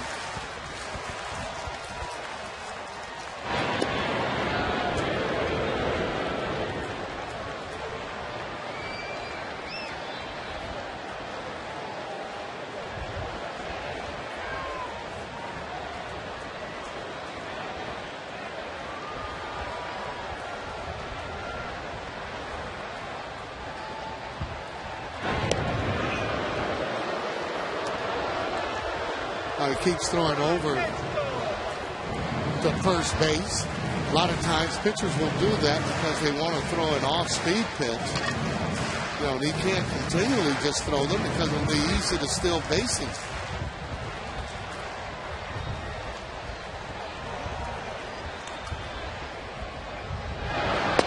One ball and one strike, the count to Howard. These last couple of innings, the Phillies hitters have made Hanson work, which means his pitch count is getting closer to 100. Yeah, not only that, when they're working like that, Tom, they're going to get tired. That's when you hope they make a mistake or two. And a breaking ball drops in for strike two. Filthy. Well, he has been consistent on that ball on the outside part of the plate. Kind of appears to be a ball or not one that you would want to swing at. Take a look at it as it dropped in, and again, when you look at that, it is outside. But and you can tell by Ryan Howard's mannerisms, but he's been calling that pitch that is outside. If he continues to do it like he has been, hitter has to make that adjustment.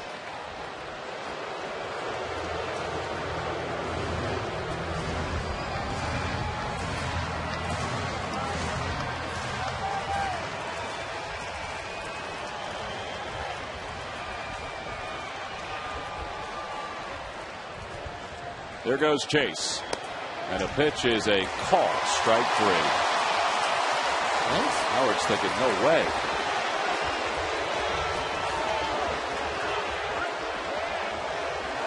I thought it was up a little bit. I thought he went up to catch it. Well, Charlie's even saying that the ball is up. Take a look at it for yourself there. You can see how close it is, though. I mean, it appeared to be down there near there, but that is a ball. Howard can't believe it. No, and you can't keep giving. You can't give the high one. Now you can't. The outside pitch, you know, you just can't give a pitcher all those different spots to get strikes. You know, you got to stay consistent with your zone, and he's left the zone. Well, now a runner in scoring position for the Phillies with two away, and Jason Worth gets a fastball for a strike, and it's 0-1. Jason is 0 for 1. He walked his first time up. Stole second, went to third on an error during that stolen base, but he didn't get any farther than third.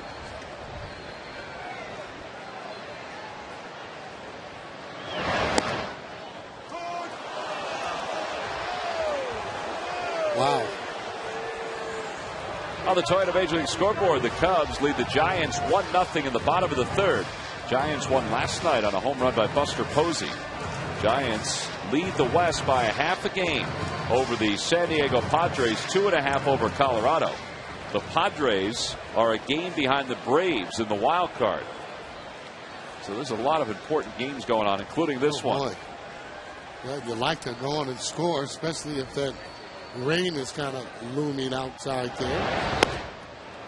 Try to go to that same spot again. It was a little wider, and it's 1-2. Well, he's smart. He knows he's getting that pitch called off the plate, so that's exactly where he's trying to go. You can't blame him for that if that's where he's getting those called strikes.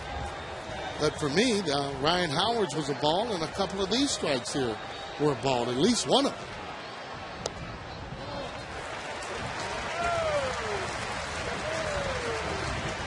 Ibanez is on deck. Phillies have made it a habit to reach double digits in hits here in September. Tonight they have just 2 hits.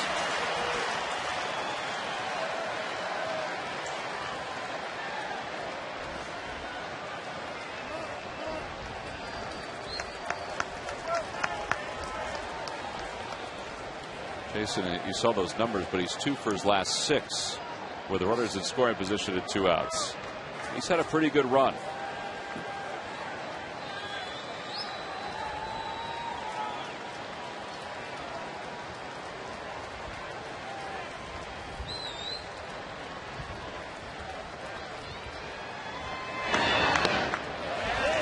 now full 3-2.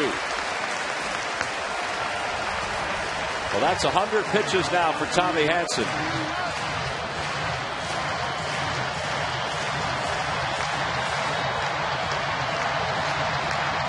Working those rally towels.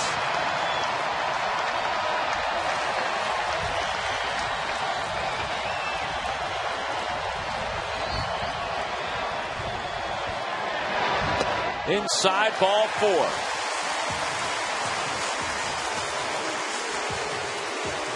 Three walks tonight for Hanson. He's hit a batter. He's allowed 2 hits. And the Phillies, who have stranded 4 so far, including 3 in scoring position, have a runner in scoring position, a runner at first. Peter Moylan is starting to chuck in the bullpen for the Braves. Roger McDowell is going out to buy some time.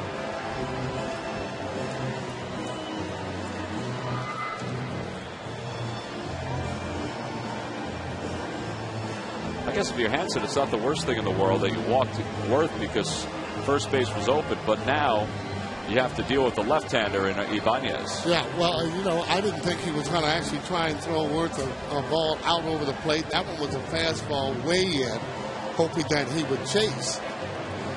But if he's getting a particular hitter out, and he's been in and out there, even with, you know, Ibanez, no one just able to square that ball up. More balls you square up, easier it is to hit.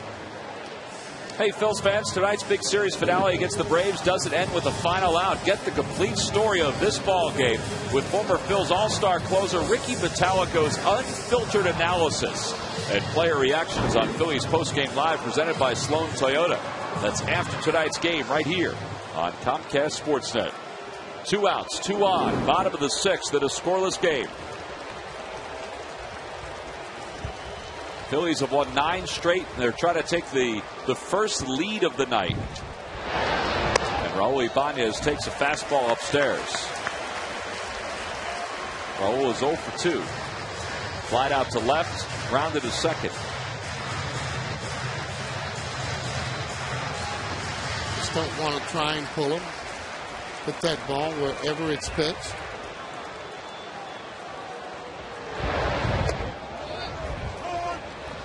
Okay, that's been his MO, been able to get those call strikes when he's behind in the count. And then it forces that hitter where he just can't sit on one particular pitch. He goes 2-0. Now you can sit on a pitch. 1-1. Now you're still looking to try and hit your pitch.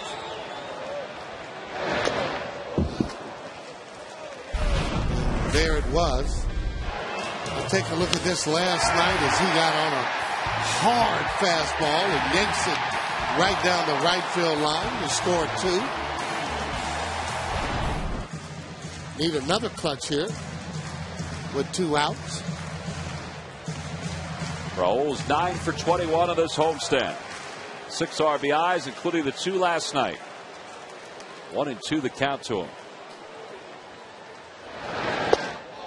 And it's 2 balls and 2 strikes. Boy, not missing by much on the pitches that being called on the outside part of the plate. The second-year youngster and the veteran Ibanez.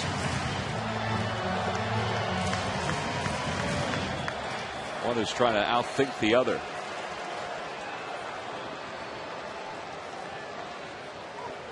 And Hanson didn't want that pitch. And he's pitching much better than that 10 and 11 record would indicate.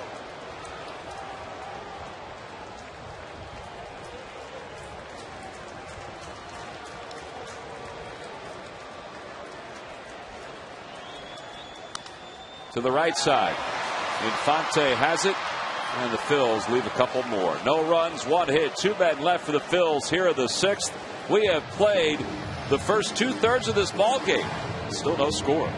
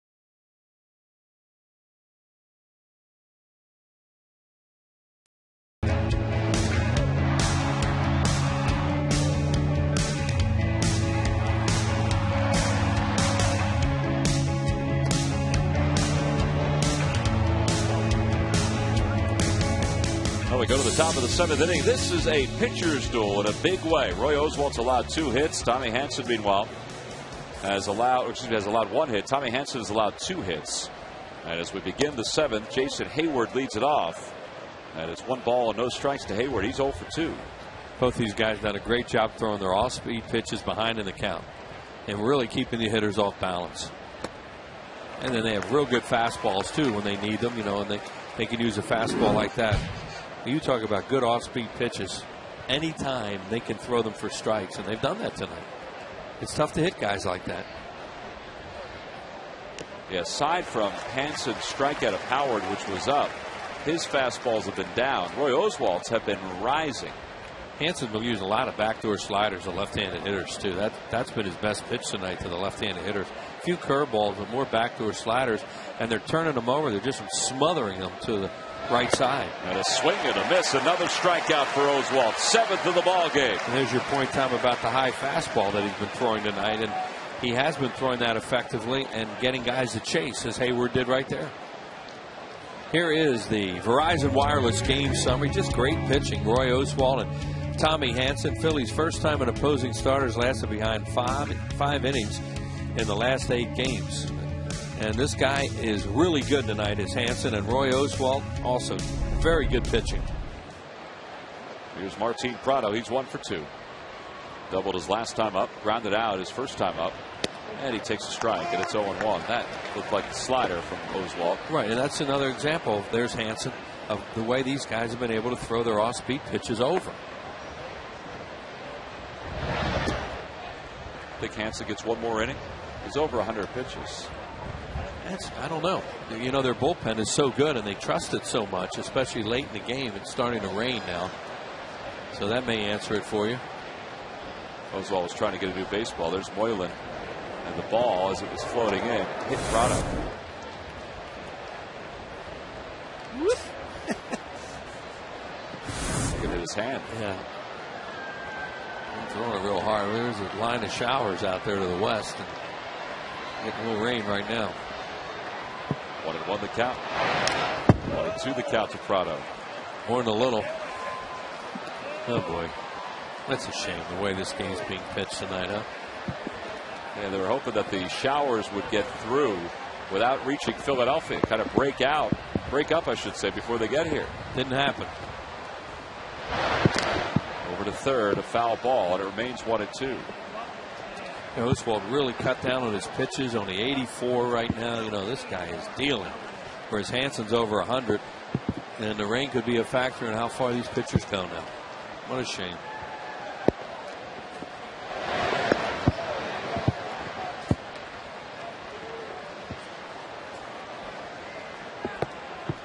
Two and 2 the count. Oswalt just asked the home plate umpire to confirm that count.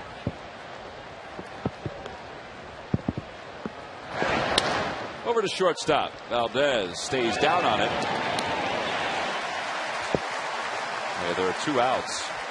These lucky fans are tonight's Citizens 7. They will receive a prize pack courtesy of Citizens Bank. Citizens Bank with low 7-day branches in the Philadelphia area. To find a branch near you, visit citizensbank.com. We're also lucky because it looks like they're undercover right now. 2 outs from McCann. And a high fastball from Oswalt. 1-0. This is one of the guys he's had chasing high fastballs tonight. And McCann is 0 for 2. He struck out his first time up, grounded out his last time up.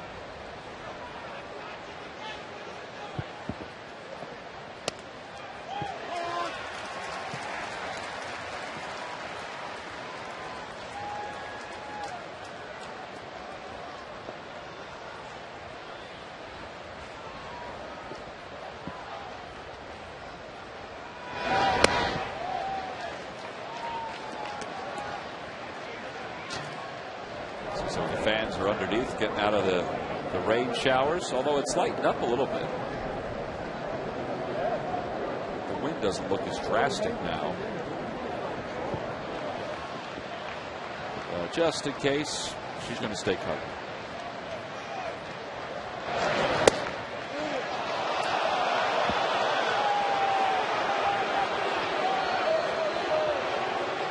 wants to know what that was. Had the corners tonight and given them. What's that, high? If that's high, I don't know what Howard's was. Ryan Howard's pitch was really high. And ball 4. And McCann's aboard. Now that's the first walk of the night, only the second base runner for Oswalt.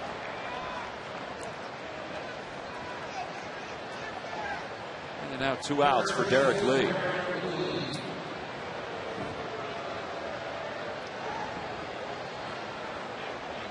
Oswalt has thrown 92 pitches so far, so he's in pretty good shape here in the 7th.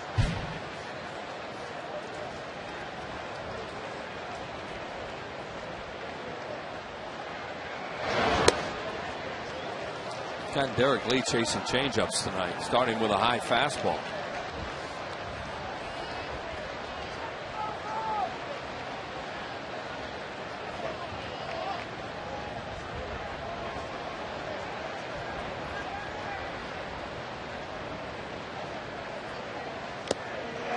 Another high fastball. He foul tipped it into the glove of Ruiz. It's 1-1. Sometimes a pitcher will use the same pattern throughout the ball game on a hitter, but a guy like Lee that's kind of seasoned, you have to mix it up a little bit. Well, yeah, right. It's experienced hitters. You do. But he's gone basically fastball changeup with him tonight and had success.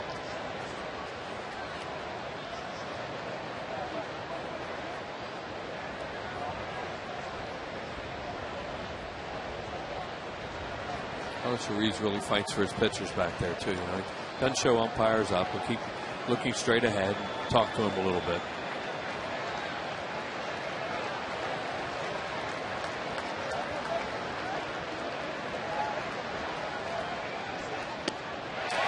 But he shook off changeup. He didn't. It's 2-2. No, he threw changeup behind the count. That's what we're talking about. The way these guys tonight are throwing off-speed stuff. They pitch backwards basically and confuse these hitters. And then they can throw a fastball by them at times. Pennsylvania Auto Theft Prevention. Rally towels going at the ballpark. And a swing and a foul tip. And it remains 2-2 to Lee. In and out of the glove. Really, really good changeup. Fooled him. And Carlos Ruiz, you could see him just, oh, I wish I could have held him. Watch this. Right in the glove and out. Even looking around, well, where'd that go? So again, the 2-2 for Roy Oswalt with McCann, a slow runner over at first. So McCann will get a jump start here with the count 3-2. Nate McLouth is on deck.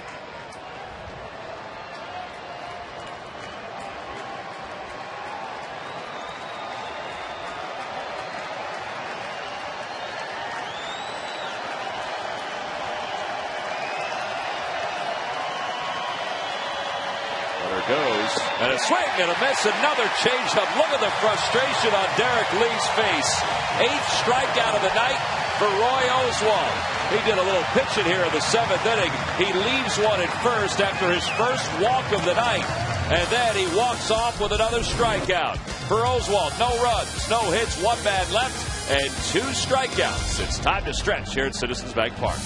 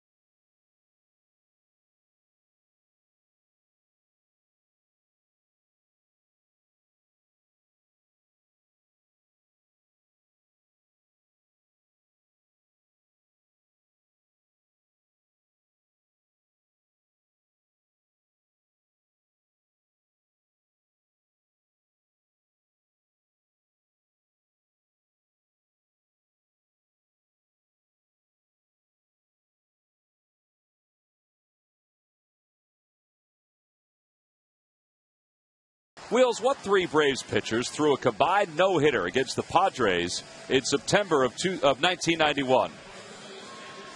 I don't know.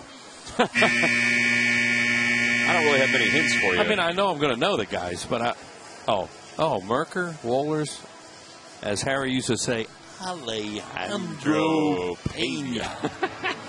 Those 3 guys. Against the Padres on September 11th, 1991. Log back on thePhillies.com to find out if you're the winner of a Phillies prize pack. And thanks for playing Dodge Stump the Fans. Well, Tommy Hansen's evening is complete. And Peter Moylan is the new pitcher for the Braves. Moylan comes into a scoreless game to pitch to the bottom of the Phillies order. 79th ball game for Moylan. 6-2. A 3.03 earned run average. He's given Carlos Ruiz some problems the last 2 nights, throwing a lot of those frisbees to him. That's a fastball, but he'll throw that frisbee away. Kind of a spinning, breaking ball. It's really tough on right-handed hitters.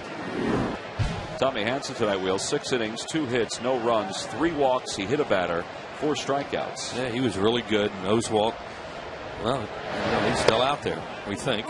We'll see if they hit for him in this inning. But both those guys tonight, just an excellent job of using their off-speed stuff and keeping the hitters off balance. That's as good a pitching as we've seen all year, I think, for 2 guys. Maybe there was another game, but I don't remember it. Might have been a game with, was it? Maybe Halliday and the guy. Josh Johnson. In the perfect game was pretty close. That was pretty good. And maybe there's Madsen warming up. They hit for Oswalt. The left-hander from Cincinnati tonight, he and Halliday went at each other. Travis Wood. 2-1 the count to Ruiz.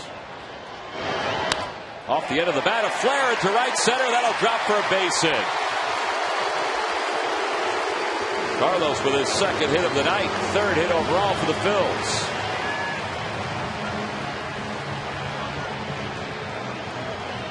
Greg Dobbs is out in the on-deck circle for the Phillies. Now, if Valdez gets on, I don't know. Charlie may want to still stay with the offense. I thought maybe they'd bring Oswalt up as a sacrifice. There's Jimmy Rollins. Jimmy continues to try to get himself back healthy to play. He could be used as a pinch hitter, but I think Charlie Manuel wants to sit tight unless he absolutely needs Jimmy. Well, here's Valdez. 0 for 1 with a walk. Well, if he gets on, you want a bunt. You may just use Oswalt, as you said, because he's such a good bunter, and he got it done earlier.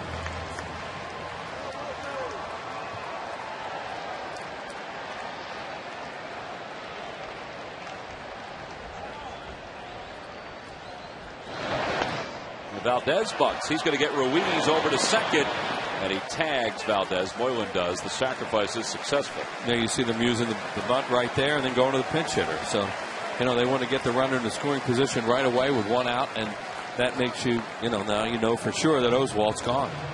7 innings for Roy Oswalt. 1 hit tonight.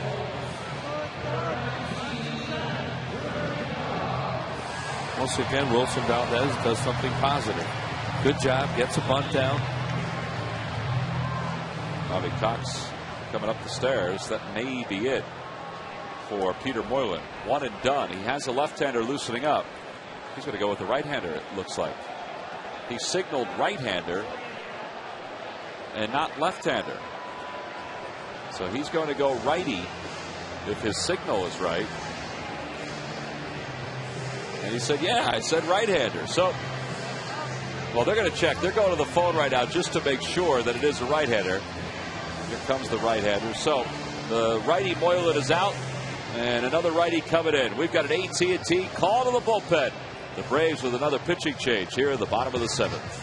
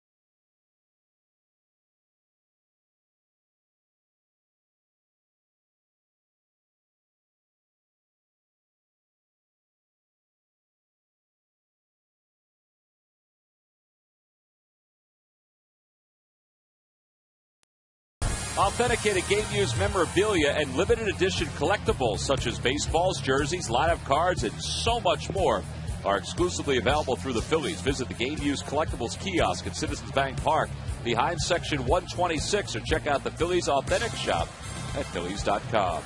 Scoreless game, bottom of the 7th with 1 out. A runner in scoring position for Greg Dobbs, the pinch hitter against Craig Kimbrell. And he delivers a slider for a strike, and it's 1-0. Talk about why would you bring the right-hander in? Well, as you see the numbers on Kimbrell, is such a good strikeout pitcher. Bobby Cox probably felt if he brings a left-hander in, then the Phillies will bring Sweeney.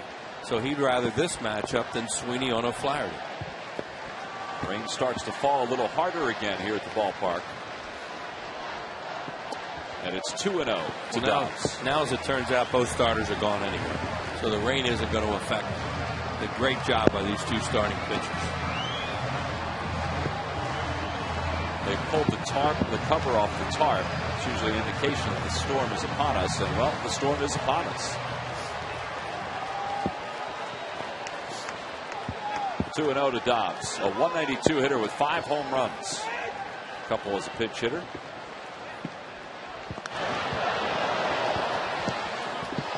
That ball nearly went into the radio booth. And they usually don't come up this far. That thing hit the bricks back there and went right back into the lower stands.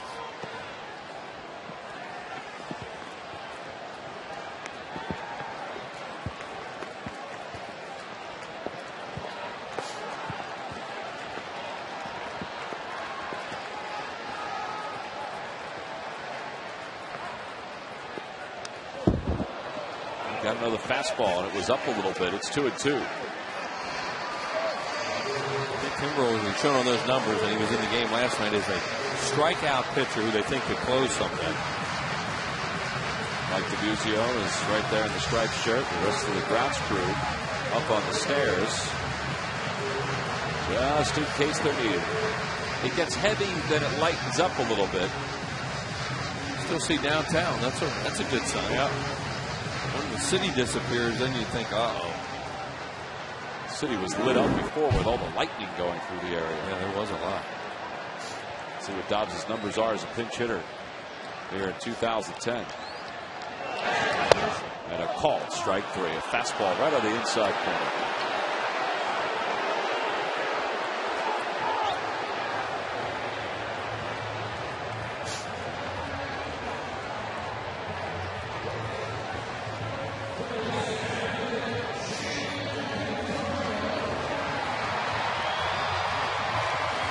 So now with 2 outs, it's up to Shane, who came up with 2 in scoring position in the 5th. And struck out looking. So a slider, curveball, then a fastball he fouled off, and then a fastball he took right down the middle. He gets a slider here. Yeah, I was going to say, see if this guy challenges him, because, you know, their book on him, after as much as he's hurt them over the years, is don't give him a fastball to hit, especially in an RBI situation. 2008, he killed the Braves. Last year was a different story. This year, he's 7 for 62. Well, they started to, slow it up on him last year. Another one. And they figured, we know he can hit a fastball, so let's try something else. And they've had a little more success. 1 ball and 1 strike to count to Shane.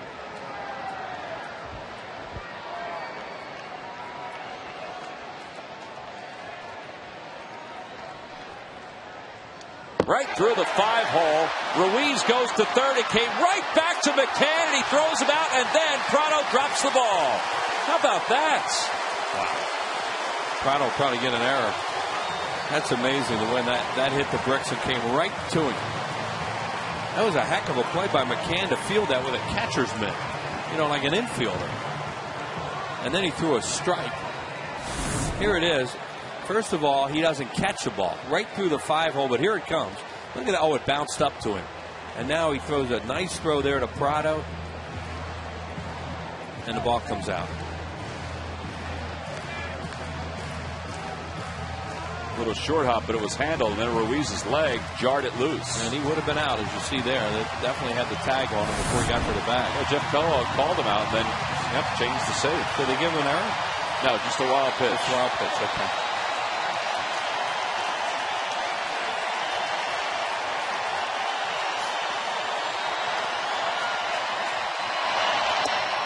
3-1 to Victorino. That's a huge play. Not only that he was safe, but I mean to get him to third like that, because Carlos doesn't run that well. He's got some decent arms good arms in the outfield in all 3 spots. So it's going to be tough to score him from second. Now Shane gets a hit, you get a run.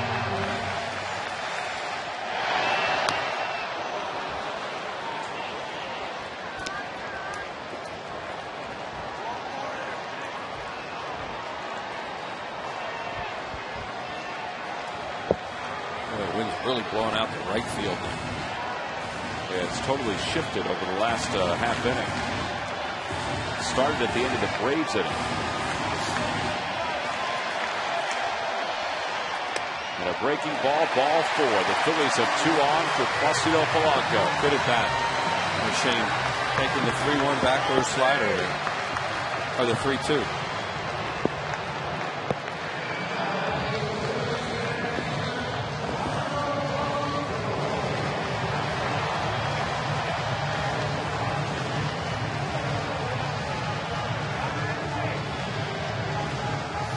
Roger McDowell goes out to the mound and talks to Kimbrel.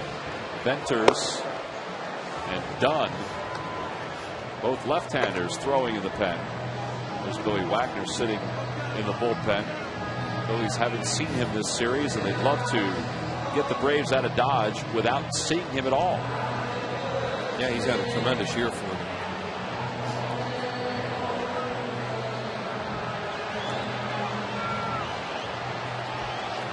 Larry Vano is letting these conversations go on long. Well, Roger went out there to stalk because those lefties just got up. And he wants to make sure if he loses Polanco here that his left-handers are ready for Utley. Hey, if you missed any portion of this ball game, it will encore tonight at 10:30 and tomorrow morning at 6 a.m. on the Comcast Network. Phillies coverage on Comcast Sportsnet continues Friday night when the Phils face the Mets in the final regular season home series. Coverage begins with Daily News Live from the ballpark at 5 right here on Comcast Sportsnet. Polanco 0 for 3 tonight. And it's 1 ball and no strikes to him. A lot of room down the lines again, and pinched in the outfield, shaded towards right center are the Braves.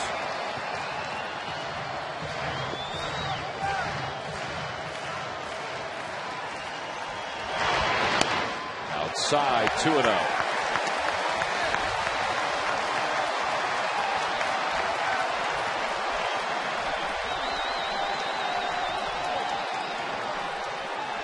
Rings let up a little.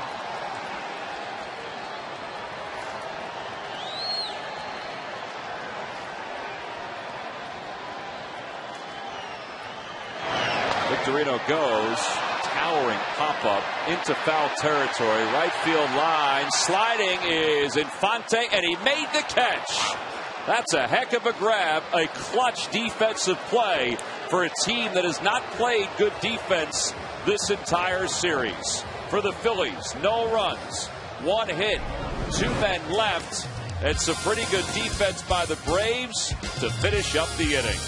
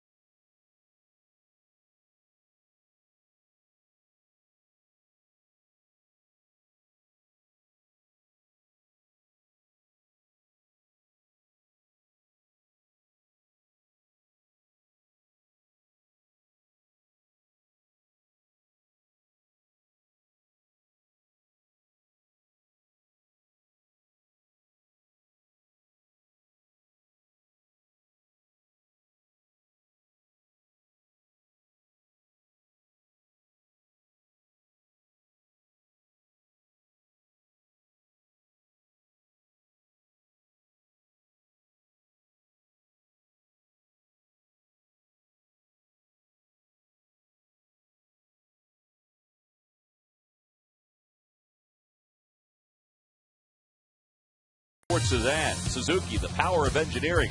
By McDonald's, introducing strawberry, banana, and wild berry real fruit smoothies. Try a small for just $2.29 only at McDonald's. I'm loving it. By Xfinity, it's TV, phone, and internet reinvented from Comcast. And by your participating Philadelphia area Chevy dealers. Visit ChevyDealer.com. Well, we go to the 8th in a scoreless game. Phillies looking for the sweep. And you think back to Sunday and how big that 9th inning rally was against the Nationals as Ryan Madson comes in to his 51st game. Nobody's pitched in more games since the All-Star break than Ryan Madson in the National League. You think back, Wheels, how big that game was. I mean, we knew at the time it was huge, it was emotional, but the Phillies are going for the sweep tonight. If they win this, their magic number's at 4 to clinch the division, and the Braves will be 6 games back. If they lost that game on Sunday, well, and the Phillies swept the Braves, it would still be a comfortable lead, but it's even better now. Yeah, and that was a real momentum game for them to go into this tough series. And the Braves are playing like a good team tonight, hanging in there. You know, they desperately need this game, and the Phillies, of course, want to put them away. And that was some play Infante made because the wind's blowing so hard from left to right, it kept blowing it away from him. And he catches that thing over there near the stands. Disregard for his body, just a tremendous play to get them out of that inning. Yeah, Bobby Cox was asked before the ball game today, did you have any kind of conversations with your team about this game tonight? To kind of step it up a little bit. As Utley throws out McLeod, he said, well, my feeling is we need to have a good road trip. That's how he looks at it, and that's how he's always looked at it. So if they won tonight, then it would be a good road trip because they swept the Mets. They'd be 4-2 going into 3 games in Washington with a day off tomorrow. Right.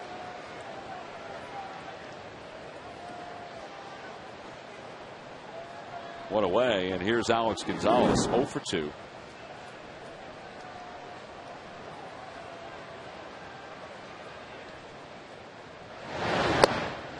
And a little low with that first pitch. It's 1 ball and no strikes.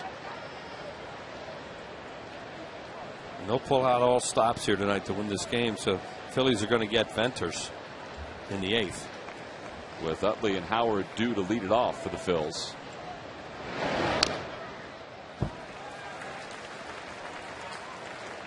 And he struck them both out last night. There he is. Power left-hander. That guy's pitched a lot, too.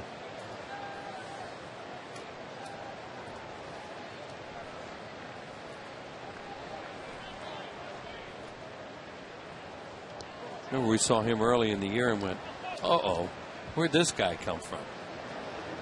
The left-handers against the Phillies are always a problem, but all the left-handed hitters they have. And then you saw that plus stuff that he had. Look at, oh, he's out of their farm system.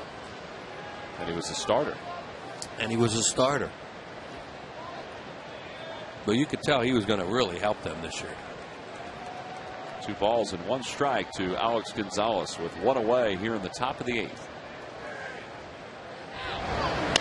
Off the end of the bat to shallow left center field. Raul converges with Shane Victorino, and it's Shane who makes the catch for the second out. The Majestic Clubhouse Store at Citizens Bank Park is your one-stop shop for everything Phillies. Apparel, caps, novelties, DVDs, the Fanatic Attic, and much more. Open Monday through Saturday from 10 a.m. until 6, and during all home games. Make the Majestic Clubhouse Store your year-round home for official Phillies merchandise. Well, 2 outs here in the 8th, and here's Rick Ankiel.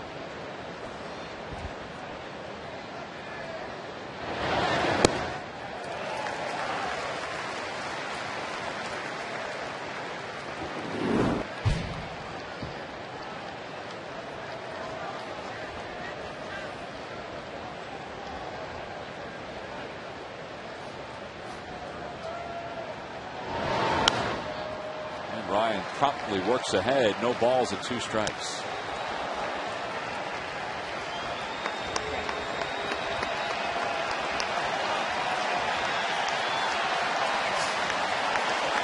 Crowd hasn't had a whole lot to cheer about offensively tonight, but they've had a lot to cheer about from a pitching standpoint. Roy Oswalt, 7 scoreless. He allowed a hit. Ryan Madson now here in the 8th. And it's 1 ball and 2 strikes to Rick Ankiel.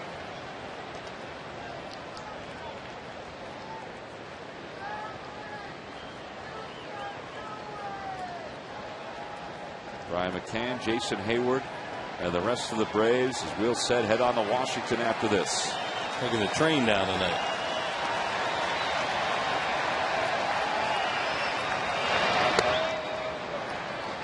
The Amtrak trips to Washington are nice.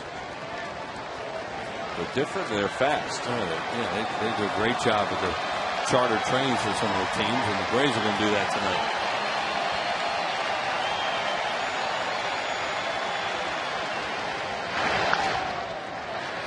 Another chance for Shane. Maybe Valdez. It's Wilson who calls everybody off, and it's a 1-2-3 8th inning for Ryan Madson. Nice job by the bullpen to pick up where Roy Oswalt left off. Now let's see if the offense can pick it up. Chase Utley, Ryan Howard, and Jason Worth to face the left-hander, Johnny Venners.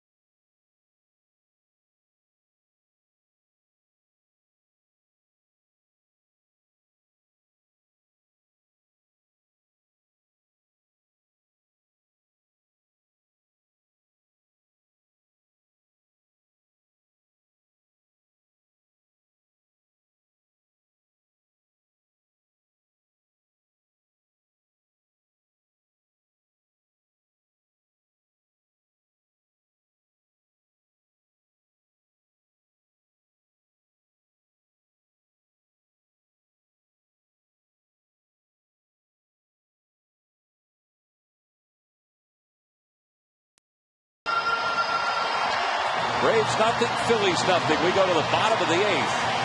This has been a battle of pitchers tonight. Roy Oswalt for the Phils. Tommy Hanson for the Braves. Now it's a battle of the bullpens. Johnny Venters is the 3rd pitcher out of the pen. For Bobby Cox, 73rd game, he's 4-2 with a 1.74 earned run average. The rally towels, compliments of the good folks at the Pennsylvania Auto Theft Prevention Authority. Waving in the background as Chase Utley leads it off for the Phils here at the bottom of the 8th. And he hit him. 2nd time tonight Chase has been hit. It's the 7th time this month he's been hit by a pitch. Well, thankfully, he just kind of turns into it and protects himself. And I don't know if it hurts him or not because he won't let you know. It hit him in the rib cage a little bit. No big deal. Guy throws 98, 95 to 98. That hurt. Well, the good news is the rain has stopped. Yep. Flags are basically limp out there. Yep. So we're back to the way the game started. Back to square one. Ryan 0 for 3 with a couple of strikeouts. He's had a tough strike zone against him tonight. Last time up, he was called out on a high fastball.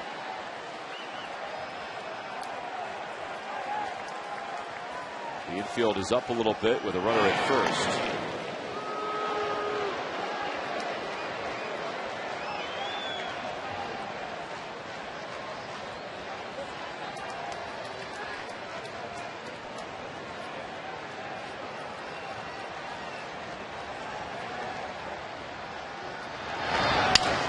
Broke his bat to shortstop. Prado to second for 1. Over to first. Dug out by Lee. They say he stayed on the bag. That was actually Gonzalez at short. Prado was over on the right side. He made the turn at second. It was a 6-5-3 double play. And one of the only spots that Ryan Howard could have hit it in that area where someone would have caught it. Look at Derek Lee. Oh, he catches that and he stays on the bag somehow, too. That's a spectacular play by the first baseman, who is a Rawlings Gold Glove. Or did he stay on the bag? I don't think he stayed on the bag. No. Davey Lopes was pointing right away, and he was pretty emphatic about it. But the first base umpire, Jeff Nelson, there's no way where he was standing that he'd be able to see it. You know, Wheels, because he was sort of on an angle out towards second a little bit. But how about where he hit that thing, too? He got jammed, broke his bat. If he squirts a little bit to his right, he's probably got a little hit going into the outfield, but it went right at Gonzalez. So now with the bases empty at 2 outs, here's Jason Worth.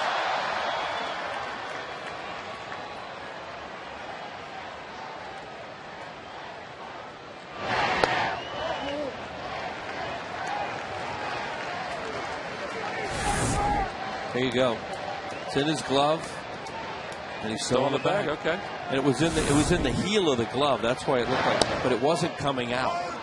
That's the whole thing. You know, if he was bobbling it and he comes off the bag, that's different. I thought he adjusted and there was some movement. When he adjusted, he came off, but that's good. That's a great shot right there. Great shot and a heck of a play by Lee.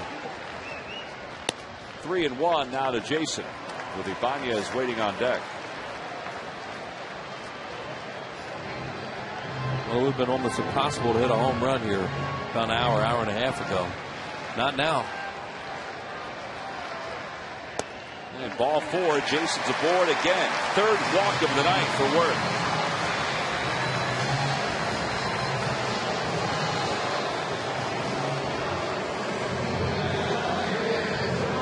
Raul was one of the heroes last night. Let's see if he can be a hero again. Brad Lidge is warming up in the bullpen for the Phillies. Yeah, usually closer in a tie game at home. It looks like that's what they're going to do. Reason being, you don't have to pitch 2 innings. That's why they don't do it on the road for the most part. And that's almost every team.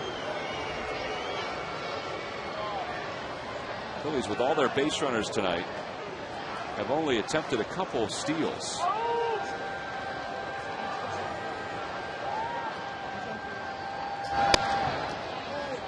Well, Tommy Hansen did a really good job of being aware of the base runners when they were over there. Because, you know, he's had trouble with that. Gave the numbers earlier. And he kept throwing over, trying to hold the ball a little bit. He's just slow to the plate. And it never really disrupted his rhythm. No, he was really good. And Oswald, you know, he said it before. Those two guys, that was fun to watch. Well, speaking of Oswald, since the Phillies acquired him, the Phillies are 23-7 in games that Oswald, Hamels, and Halladay have pitched. In the 7 losses, the Phillies have scored a combined 7 runs. Yeah, it isn't like they've been hit hard.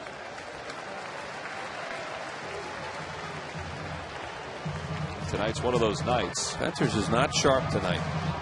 But, you know, so far, so good for him because of the double play ball.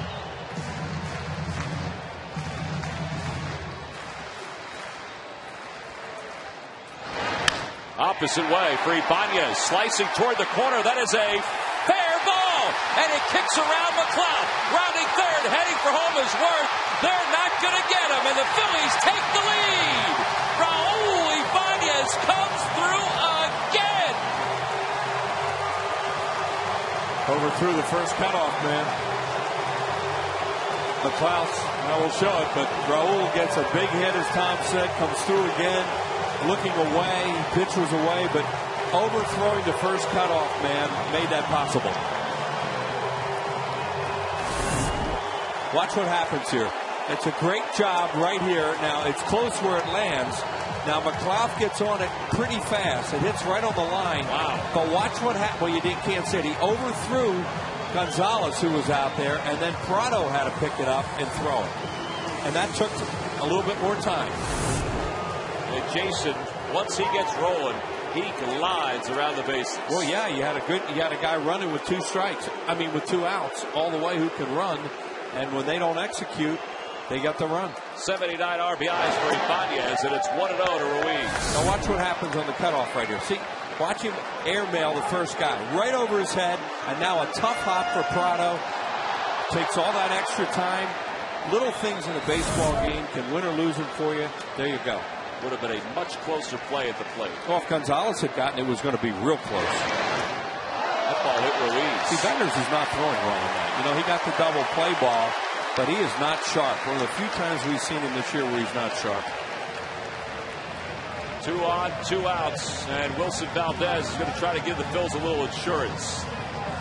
It's 1-0 Phillies thanks to the RBI double the opposite way by Ibanez. It was Ibanez's 2-run double last night that gave the Phils the cushion they needed to win. Well, he's been as good here in September as he was in the first half of last year. I mean, he is just locked in right now. Are they going to walk? No, they're not going to walk Valdez intentionally. Well, we wondered if they would or not. Sweeney comes out of the on-deck circle. And that's why.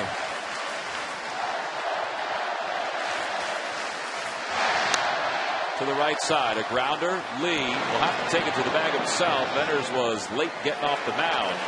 And the side is retired. But the Phillies strike first. In the bottom of the 8th inning, an opposite field double by Raul Ibanez. By a hair, it stayed fair. And Jason Worth scored to give the Phils the lead going to the ninth.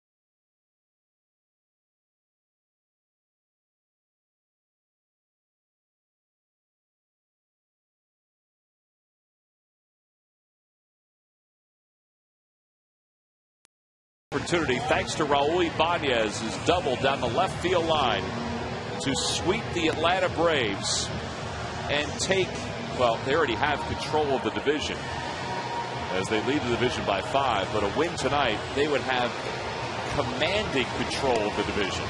47th game for Brad Lidge.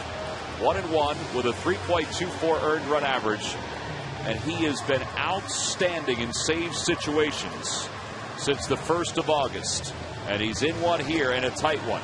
And he'll face Freddie Freeman, a pinch hitter, then the top of the order for the Braves. Now the Braves are among the leaders in Major League Baseball in come-from-behind victories, second only to the Yankees with 44.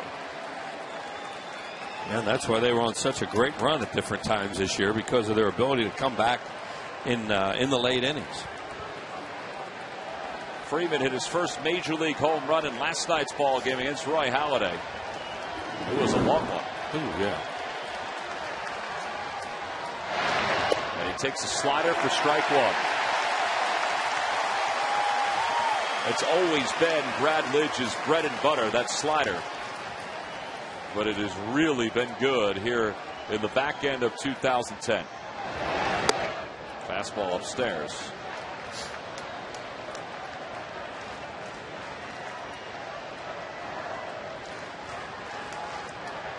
Freddie Freeman, a just turned 21-year-old.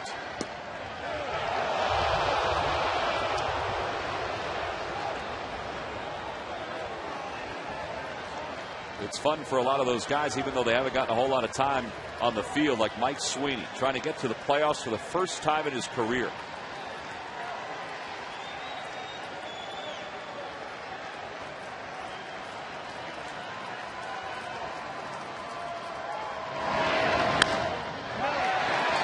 Short fly ball. Jason Worth saddles under it. One away. And another slider. You figure that's all Freeman would get there after that one fastball out of the strike zone. And now Omar Infante with one away. Roy Oswalt started. He went the first 7. Allowed a hit, no runs, 8 strikeouts. Ryan Matson pitched the scoreless 8th.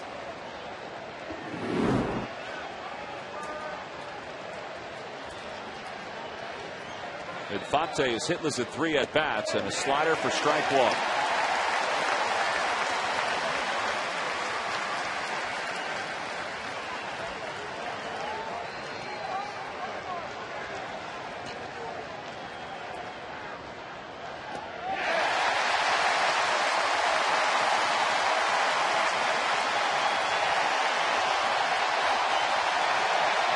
$45,310.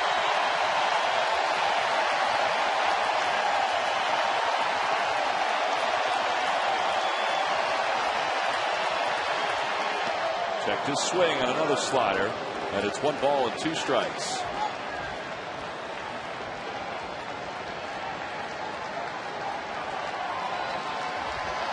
This is the 6th game for Brad against the Braves this year. He has 3 saves against them. In the air to center field. Victorino over a few strides, 2 away.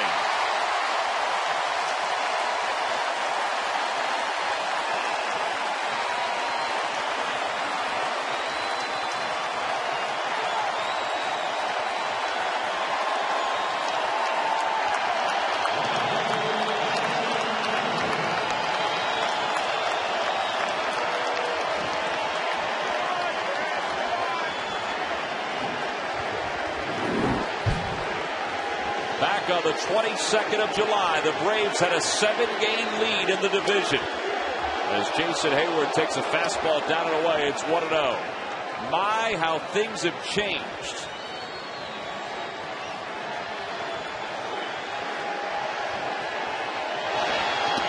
Two 2-0 to Hayward. Now he'll take a strike, and he'll just keep on taking. Yeah, he may turn loose with a 2-0 too, because they know what one swing of the bat can do. A very small margin of error for the Phils. A slider on the outside corner. He backed it up. Or I should say he backdoored it. If he throws it again, then he'd back it up.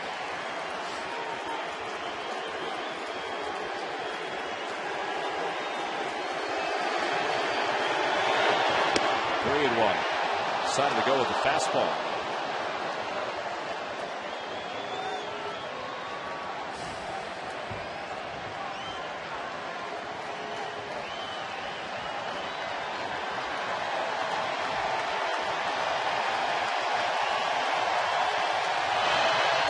And ball 4. So the tying run is aboard. With 2 outs here at the top of the 9th.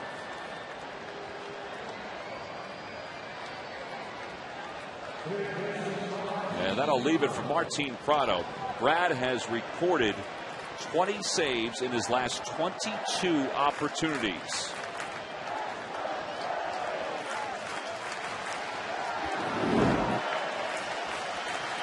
Only 5 at-bats for Prado against Lidge in his career.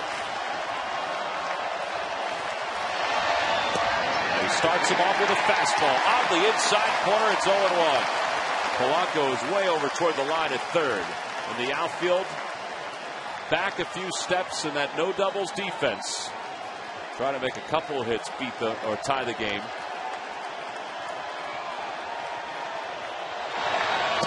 If it gets to that point, 1-1 the count.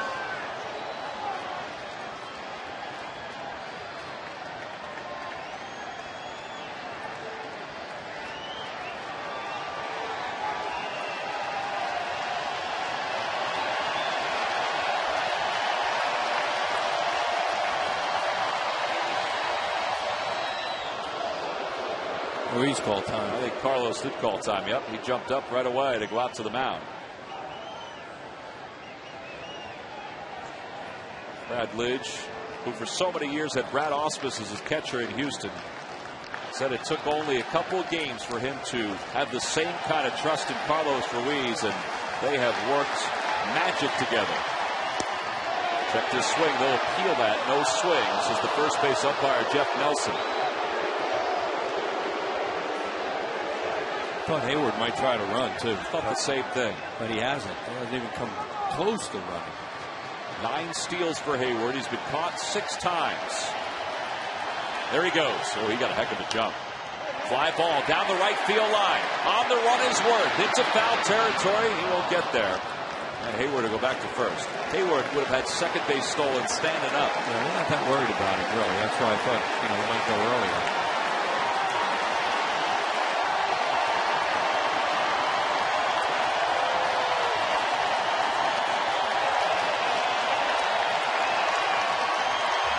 Phillies have won 9 in a row, trying to make it 10 in a row.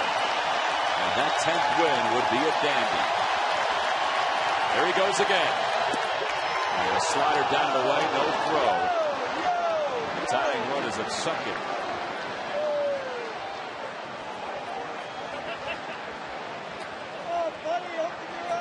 Trying to get Prado to go fishing after that slider.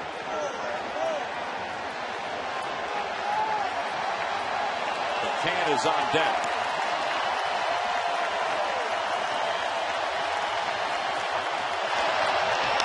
In the air to right field. Jason Worth coming on. And the Phillies' magic number to clinch the National League East is down to 4. They have completed a 3-game sweep of the Atlanta Braves at the perfect time. Not only that, they've won 10 consecutive games. What a month of September it has been for the Phillies. Look at that. Their lead in the division is at 6. Their magic number is down to 4. What a magical month this has been. The first sweep of the Braves in Philly since we were across the street at the Vet. That's a big-time baseball game tonight. Wow. That's a big-time baseball team to put 92 wins on the board at this point in the season. And get the run with 2 outs in the 8th inning. Yep. And then close them down in the 9th. That was just flat-out exciting. And that's what, for the Phillies staff, is number 19. 19 shutouts this year. And another 1-0 shutout. Pretty impressive. 6 of them. Well, Raul Ibanez got the count to 2-0 here off Johnny Venters in the 8th inning. Jason Worth at first, and he hits a chalk line down there, and then they miss the first cutoff man. McLeod throws it over Gonzalez's head. Prado has to throw it after a short hop. And Jason Worth, with that great speed of his, scores the 1 run that's going to win this ball game and maybe do a lot more for the Phillies as far as this division goes. Well, Raul Ibanez, this postgame show is turning into his show, and he's down on the field with Sarge once again. Hey, guys, thanks a lot. Boy, what another big hit there, game winner. What does it mean there for the sweep? Yeah, it was a huge series. We all knew it was a huge series, and we pulled together. Roy did a great job. And then Matt, Doggy came in and did a great job, and then Brad came in and did a great job, and Jason got on there. It was a big at-bat for Jason to get on there. And fortunately, my ball just, I'm not sure what it did, but fortunately it dropped in there. Well, you had the right guy on the base there, Jason. Awful aggressive when he's running those bases. That ball you hit, you're just trying to make solid contact. Yeah, that he's tough. Venters is a really tough pitcher. He's got great stuff. You're trying not to do too much. And like I said, fortunately, he got in the base, he got in the foul line, and Jason was running with everything he had, and he scored. Well, good off day for tomorrow. We're going to have you back on again. It seems like this is a habit for sure. But again, thanks a lot. Thanks, Sarge. All right, guys, back to you. All right, Sarge, thank you very much. How about a combined 1-hit shutout by the Phillies pitching staff? Brad Lidge, the final out, and a pump of the fist. The Phillies win it 1-0.